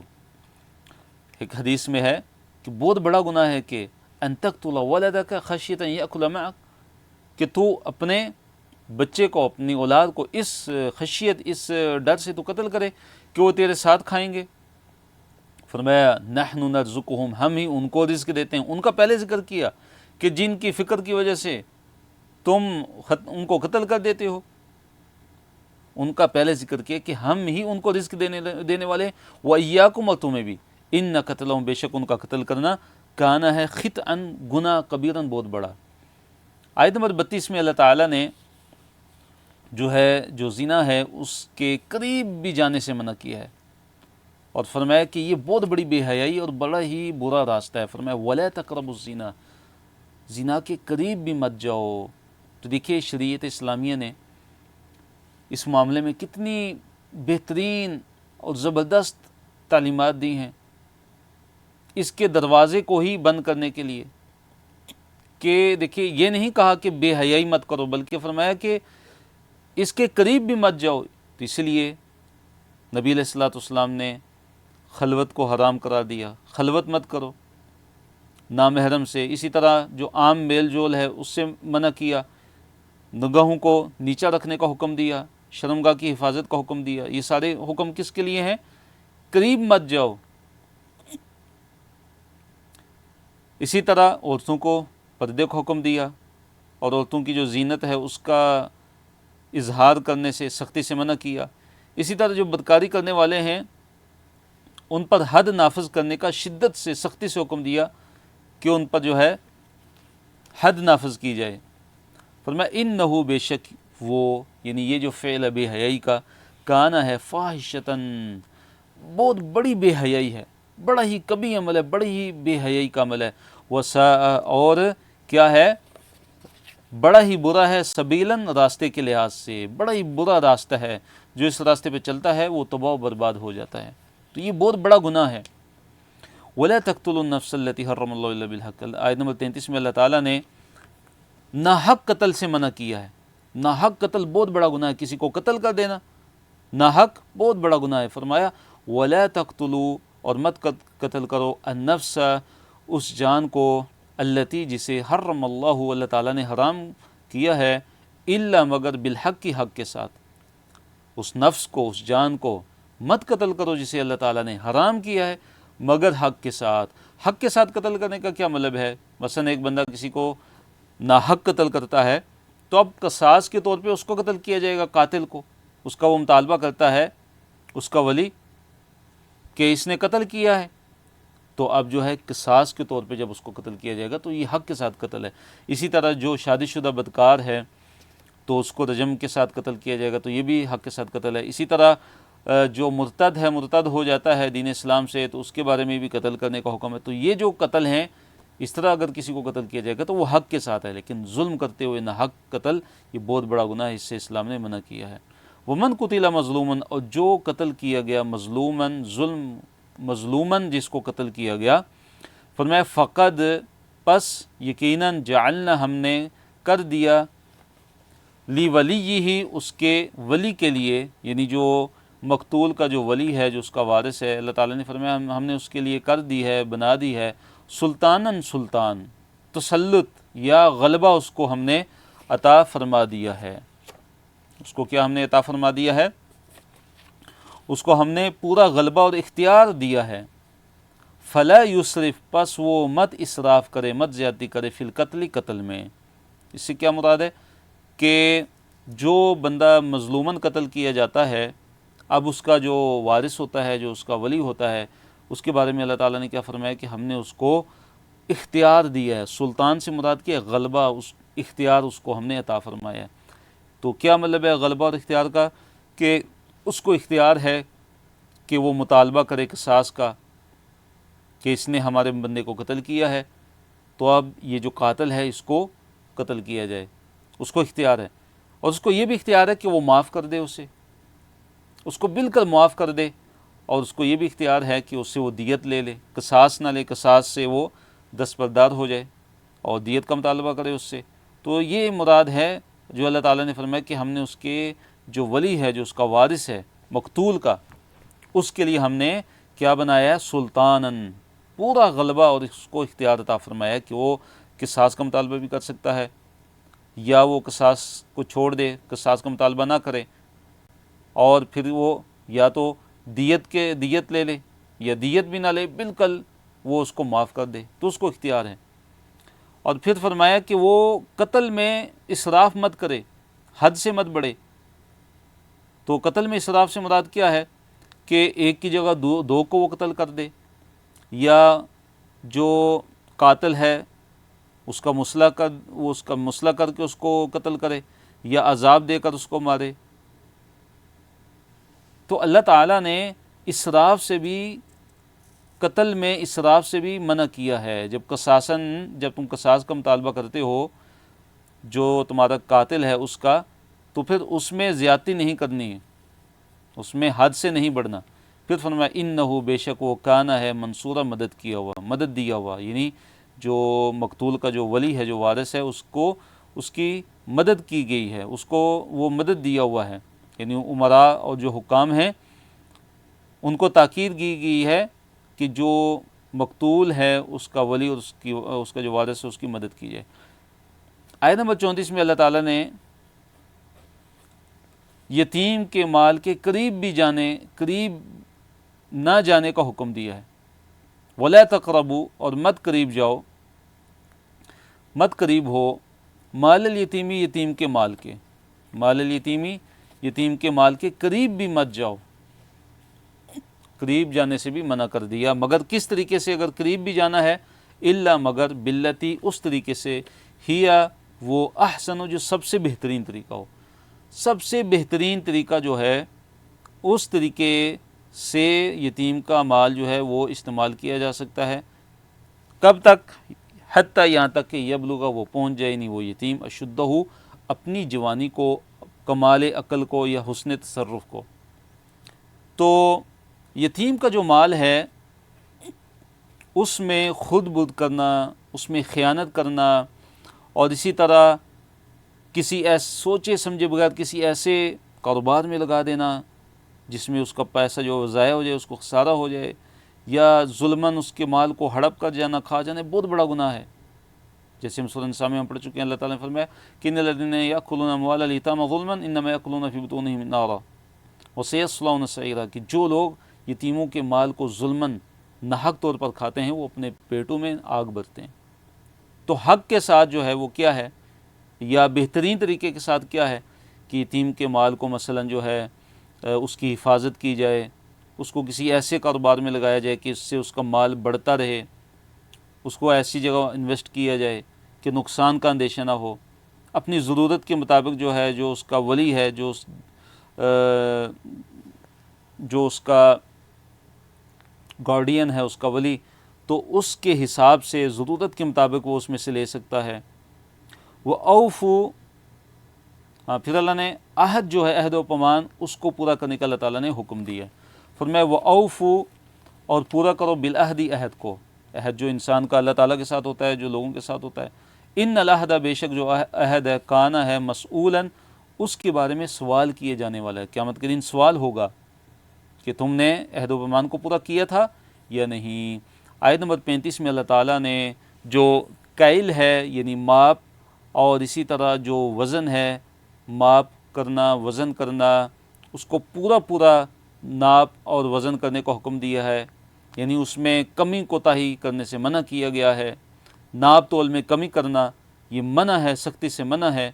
فرمایا وہ اوفو، اور پورا کرو، الکیل، کیل کو، کیل کہتے ہیں ماپنے کو، جیسے ہم میٹر سے ہم ماپتے ہیں، تو ایک ہوتا ہے وزن، جیسے جس کو ہم کلو سے ہم وزن کرتے ہیں، کلو کے حساب سے، اس کو وزن کہتے ہیں، اور کیل جو ماپا جاتا ہے۔ فرمایا وہ اوف الکیل، اور کیل کو پورا کرو، ماپ کو پورا کرو، یعنی پورا ماپ کر دو، اس میں کمی نہ کرو۔ اذا کلتم، جب تم ماپتے ہو۔ وزنو، اور وزن کرو، وزنو یہ فعل امر ہے، اور اوفو بھی فعل امر ہے، اوفا یوفی، یہ چیپٹر ہے اسلم و یسلم سے کمزور چیپٹر ہے۔ اس طرح وزن یزینو، یا وعد یعیدو کے پیٹرن پہ ہے، یہ بھی کمزور چیپٹر ہے، اس سے جو ہے وزنو یہ فعل امر ہے۔ وزنو، اور وزن کرو، کیسے؟ بالقسطاسی، قسطاس کسے کہتے ہیں؟ ترازو کو کہتے ہیں۔ المستقیم، سیدھی ترازو کے ساتھ جو ہے وہ تم تولو، درست ترازو کے ساتھ جو ہے وہ تم تولو۔ ذالک خیر، یہ بہترین ہے، یہ جو ہے پورا ماپنا اور پورا تولنا اور اچھی طرح پورا وزن کر کے دینا، ناپ تول میں کمی نہ کرنا، یہ ذالک خیر، یہ دنیا میں بھی کیا ہے؟ خیر ہے، بہترین ہے، اور آخرت میں بھی یہ کیا ہے؟ انجام کے لحاظ سے یہ عمل اچھا ہے، بہترین ہے۔ فرمائے وہ احسنو، اور بہت زیادہ اچھا ہے، تعویلاً یعنی انجام کے لحاظ سے، آخرت میں بھی اللہ تعالیٰ کے ہاں بڑا اچھا ہے، اس میں بڑا اجر و ثواب ہے۔ تو آیت نمبر 36 میں اللہ تعالیٰ نے جو ہے ایسی بات کے پیچھے لگنے سے منع کیا کہ جس کا انسان کو علم ہی نہیں ہے، تو معلوم نہ ہو تو مت پیچھے پڑو کسی چیز کے، بدگمانی مت کرو، کسی کی ٹو میں مت رہو، جس چیز کا علم نہیں ہے اس پر عمل مت کرو، بلکہ تحقیق کر کے عمل کرو۔ ولا تکفو، کفا یکفو مطلب ہے پیچھے چلنا کسی کے، تو نہیں ہے، اللہ نے منع کیا ولا تکفو، اور پیچھے نہ کرو، ما اس چیز کا، کہ لیسا نہیں ہے لکا تیرے لیے بھی اس چیز کا علم، یعنی اس چیز کے پیچھے مت پڑو، اس چیز کا پیچھا مت کرو کہ جس کا تمہیں علم ہی نہیں ہے، جس کا علم نہیں ہے اس کے پیچھے مت پڑو۔ ان السمع کہ بے شک جو سمع ہے کان، والبصر اور آنکھ، والفؤاد اور دل، یعنی یہ جو صلاحیتیں اللہ تعالیٰ نے انسان کو عطا فرمائی ہیں سمع، بصر اور دل کی، فرمایا کہ ان کے بارے میں قیامت کے دن سوال ہونے والا ہے۔ کل اولئک، فرمایا ہر ایک ان میں سے، کانا ہے عنہ اس کے بارے میں، مسئولہ سوال کیے جانے والا، باز پرس ہونے والی ہے ان سب چیزوں کے بارے میں۔ وَلَا تَمْشِ فِي الْأَرْضِ مَرَحًا، اللہ تعالیٰ نے فرمایا کہ مت چلو زمین میں مرحن، اس کا مطلب ہے اکڑ کر، وَلَا تَمْشِ اور مت چل فی الْأَرْضِ زمین میں مرحن اکڑ کر۔ دیکھیے کتنی بہترین آیات ہیں، کتنی اللہ رب العالمین ہماری جو ہے تربیت کر رہے ہیں، ہماری رہنمائی فرما رہے ہیں، اور جن چیزوں کا ہمیں دنیا اور آخرت میں نقصان ہوتا ہے اللہ تعالیٰ ان سے ہمیں منع کرتے ہیں، اور جن کا فائدہ ہوتا ہے اللہ تعالیٰ ہمیں ان کا حکم دیتے ہیں۔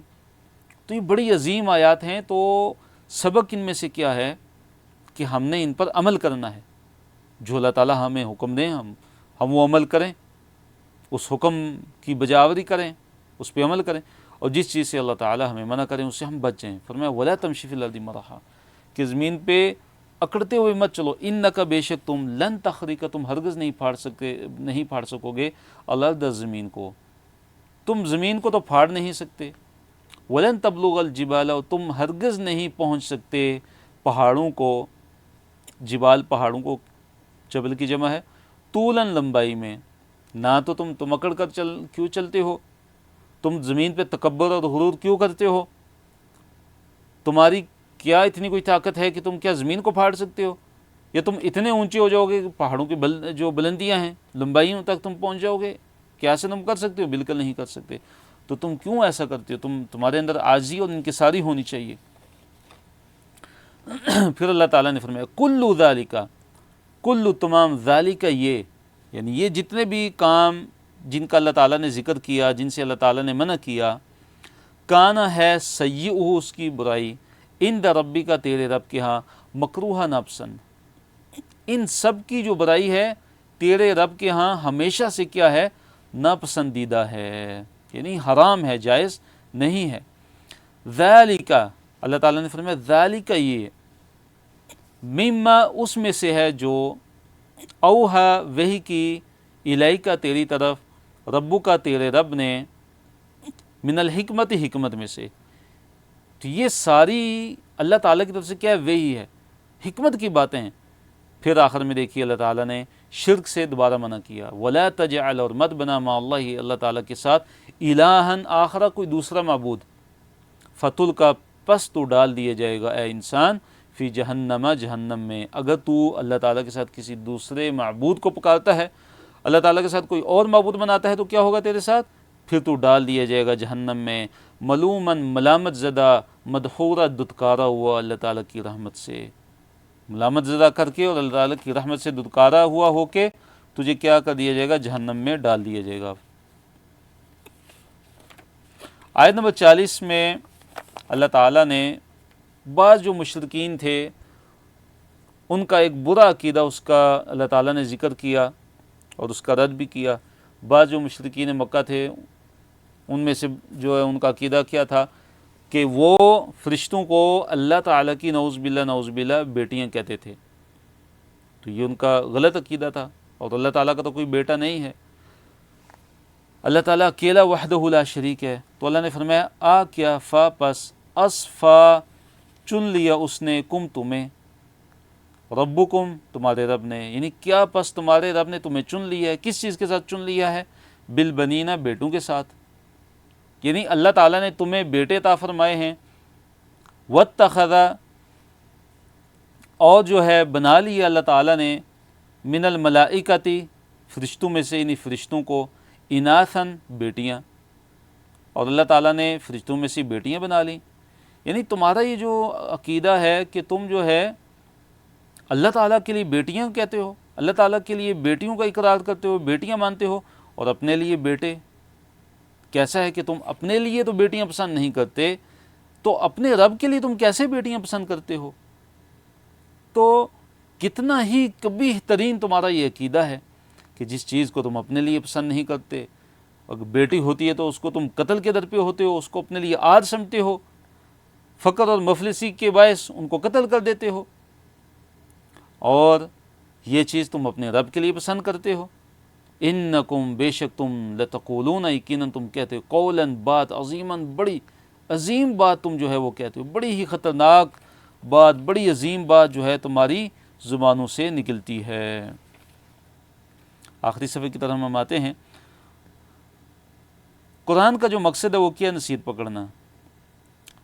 قرآن سے ہمارا جو مقصد ہے وہ کیا ہے؟ تاکہ ہم قرآن سے نصیحت حاصل کریں۔ آیت نمبر 41 ہے، وَلَقَدْ، اور بلا شبہ یقیناً، صرفنا، پھیر پھیر کر ہم نے بیان کیا، صرف یصرف چیپٹر علم یعلم، پھیر پھیر کر بیان کرنا، تو فی ھذا القرآن، اس قرآن میں اللہ تعالیٰ نے فرمایا کہ بلا شبہ یقیناً ہم نے اس قرآن میں پھیر پھیر کر بیان فرمایا ہے، یعنی بہترین انداز میں ہر ضروری بات کو ہم نے تکرار کے ساتھ مختلف طریقوں سے بار بار بیان فرمایا ہے، اور وجہ اور مقصد کیا؟ لیذکروا، تاکہ وہ نصیحت حاصل کریں۔ لیکن کیا ہے؟ وہ نصیحت تو حاصل نہیں کرتے، بلکہ یہ قرآن ان کو اور زیادہ نفرت میں ہی ان مشرکین کو بڑھا دیتا ہے، ان کفار کو۔ فرمایا وما یزیدہم، اور وہ نہیں زیادہ کرتا ان کو، الا مگر، نفوراً، نفرت میں۔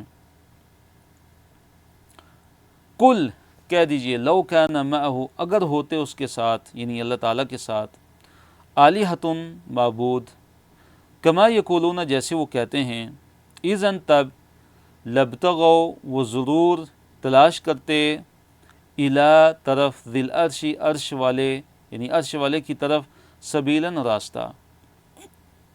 آیت کا جو مفہوم ہے وہ یہ ہے کہ آپ ان سے کہہ دیجئے کہ اگر اللہ تعالیٰ کے ساتھ اور بھی اگر معبود ہوتے نا، اور بھی اگر خدا ہوتے، تو وہ کیا کرتے کہ وہ عرش والے کی طرف وہ ضرور جو ہے غلبہ پانے کا کوئی راستہ تلاش کرتے۔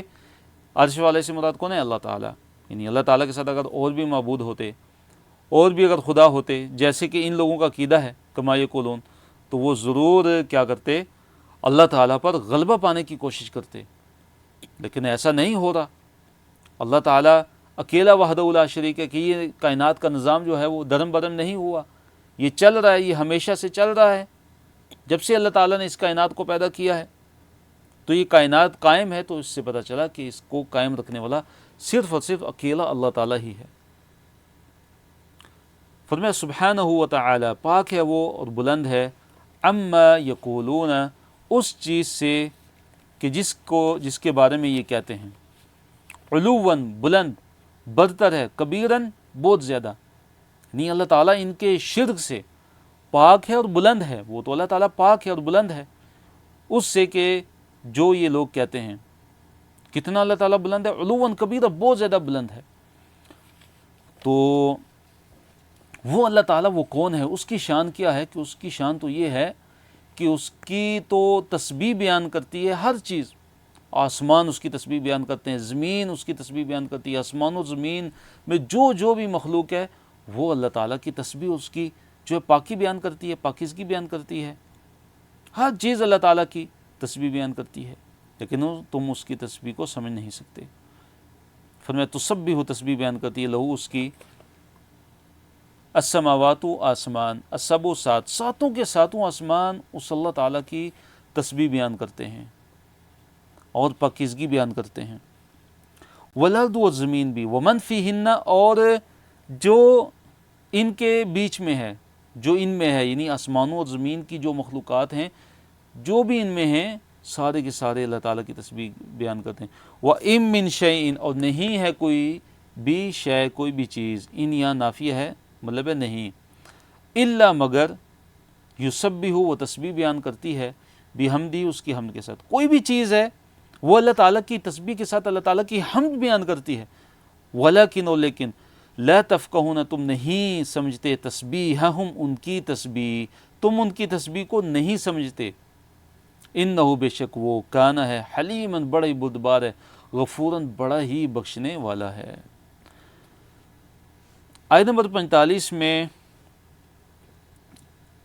اللہ تعالیٰ نے یہ بیان کیا ہے کہ جب نبی صلی اللہ علیہ وسلم قرآن پڑھتے ہیں اور یہ قرآن سنتے ہیں تو ان پہ قرآن کا کوئی اثر نہیں ہوتا، ان کے کفر کی وجہ سے، ان کے انکار کی وجہ سے، ان کی ہٹ درمی کی وجہ سے، یہ مشرکین جو ہے، کفار جو ہے، یہ جو چھپ چھپ کر جب قرآن سنتے نبی صلی اللہ علیہ وسلم کا، چاہے مسجد میں چاہے گھر میں آپ صلی اللہ علیہ وسلم قرات کار میں پڑھ رہے ہوں، تو جو سرداران قریش تھے وہ چھپ چھپ کے قرآن سنا کرتے تھے، لیکن ان پہ اثر نہیں ہوتا تھا، اس کو قبول نہیں وہ کرتے تھے۔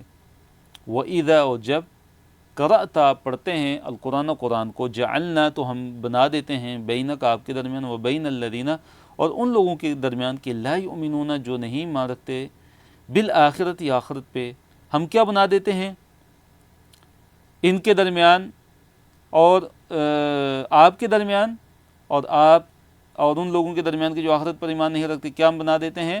حجاباً پردہ، مستوراً پوشیدہ۔ جب آپ قرآن پڑھتے ہیں تو ہم آپ کے درمیان اور ان لوگوں کے درمیان کہ جو آخرت پر ایمان نہیں رکھتے، ہم ان کے درمیان کیا بنا دیتے ہیں؟ ایک پوشیدہ پردہ ہم بنا دیتے ہیں۔ تو کیا ہوتا ہے کہ پھر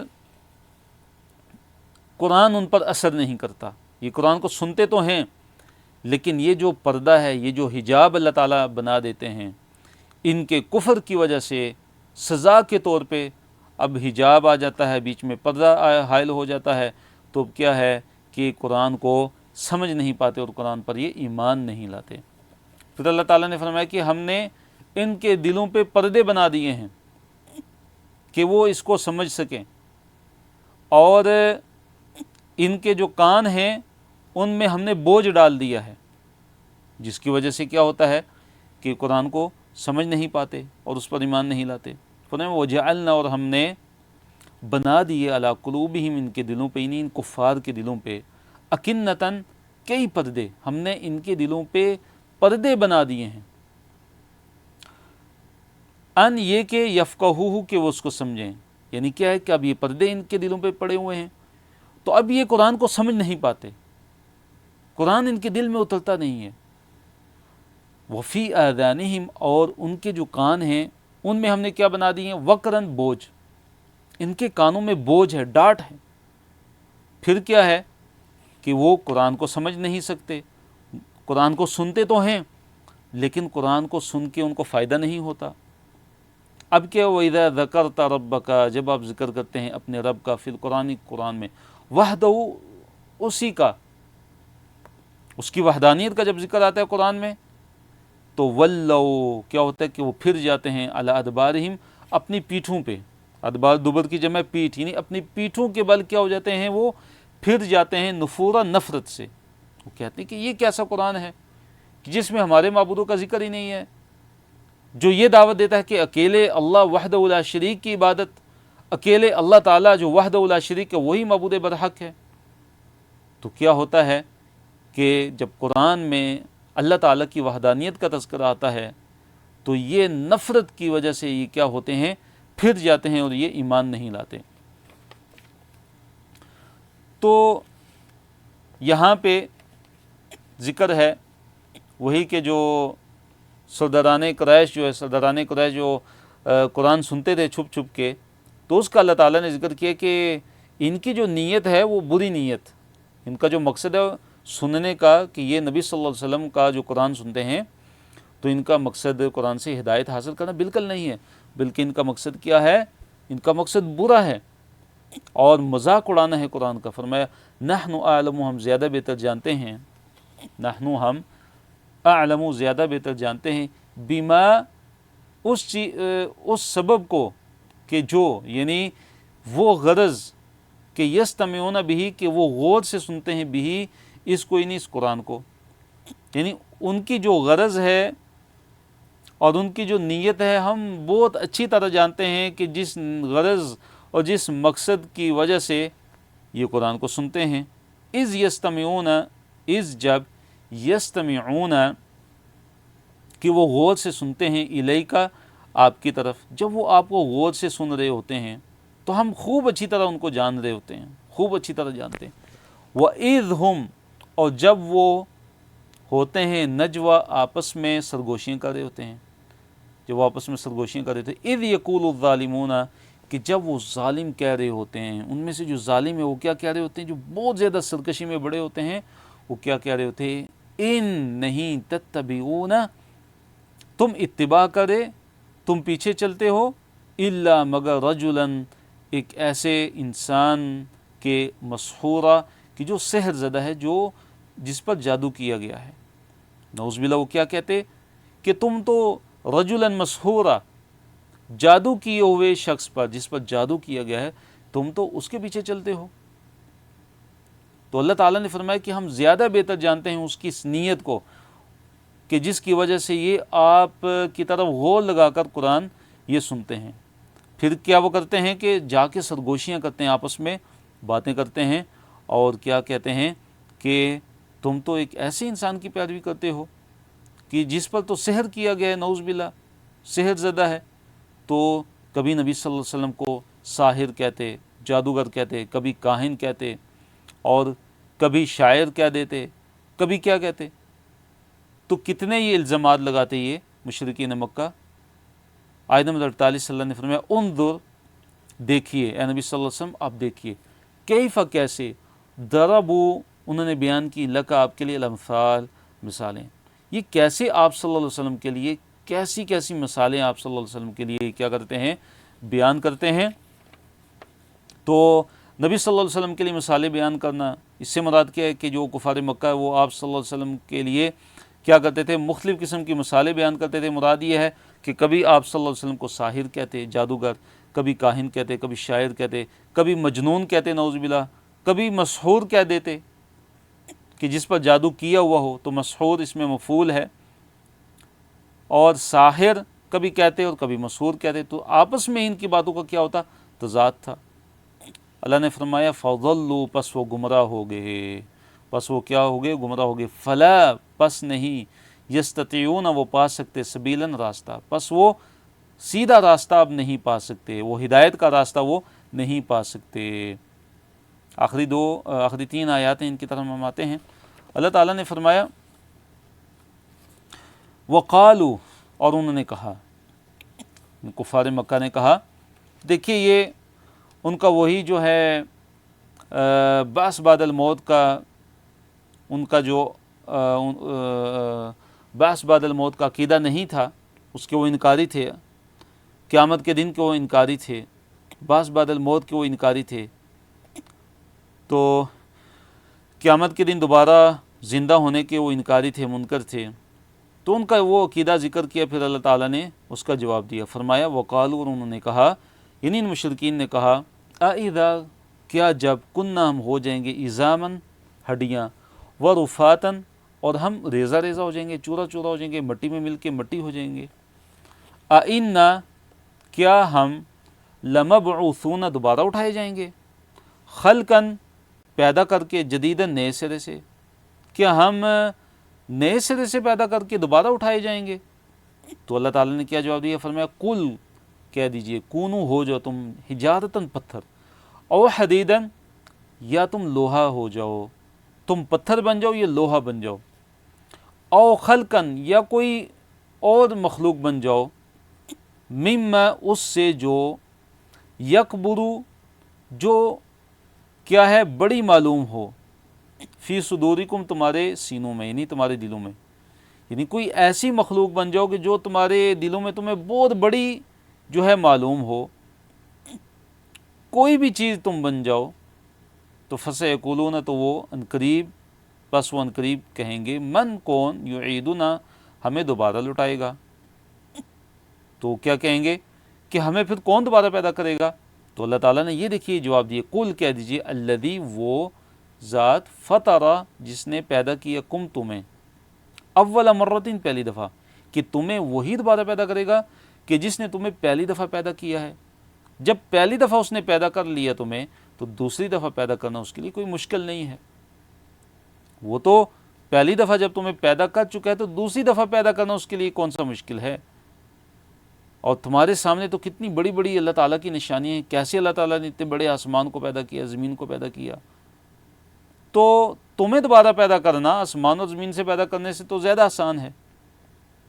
فرمایا فَسَيُنْغِضُونَ، پھر وہ ہلائیں گے، الیک آپ کی طرف، رؤوسہم اپنے سر، پھر کیا کریں گے وہ اپنے سر آپ کی طرف جو ہے دیکھ کر تمسخر کرتے ہوئے، استہزاء کرتے ہوئے کیا کریں گے وہ ہلائیں گے، اور پھر وہ پوچھیں گے وَيَقُولُونَ، اور وہ کہیں گے متى ہوا، کہ کب آئے گا وہ وعدہ، وہ قیامت کب آئے گی؟ قل، کہہ دیجئے عسیٰ، شاید، ان یکون، کہ وہ ہو قریباً، قریب ہی۔ اے نبی صلی اللہ علیہ وسلم آپ ان کو جواب دے دیجئے کہ شاید وہ قریب ہی ہو، کیونکہ دیکھیے ہر وہ چیز جو آنے والی ہے وہ قریب ہی ہوتی ہے۔ عرب کہتے ہیں کہ ہر کل ما ہوا آت فہو قریب، ہر آنے والی جو چیز ہے وہ قریب ہی ہے۔ تو اس میں مشرکین مکہ کا اور جو بھی آخرت کے انکاری ہیں ان کے عقیدے کا رد ہے کہ جو یہ کہتے ہیں کہ کیسے اللہ تعالیٰ ہمیں دوبارہ پیدا کرے گا۔ تو اللہ تعالیٰ نے کیا جواب دیا کہ قل الذی فطرکم اول مرہ، یہ جواب اللہ تعالیٰ نے دیا کہ کہہ دیجئے کہ وہ تمہیں پیدا کرے گا جس نے تمہیں پہلی دفعہ پیدا کیا۔ تو الحمدللہ اللہ تعالیٰ کے فضل اور کرم سے ہم آج کے سبق کے اختتام پر پہنچ چکے ہیں۔ تو اچھا سیکھنے اور کورس سے بھرپور فائدہ اٹھانے کے لیے روزانہ کا سبق دہرائیے، ساتھ ساتھ اسی طرح لکھیے، نوٹس مکمل کیجیے، اور جو پڑھتے ہیں اسے کسی کو پڑھانے کی کوشش کیجیے۔ کفار مجلس کی دعا پڑھتے ہیں سبحانک اللہم و بحمدک، اشہد ان لا الہ الا انت، استغفرک و اتوب الیک، وآخر دعوانا ان الحمد للہ رب العالمین۔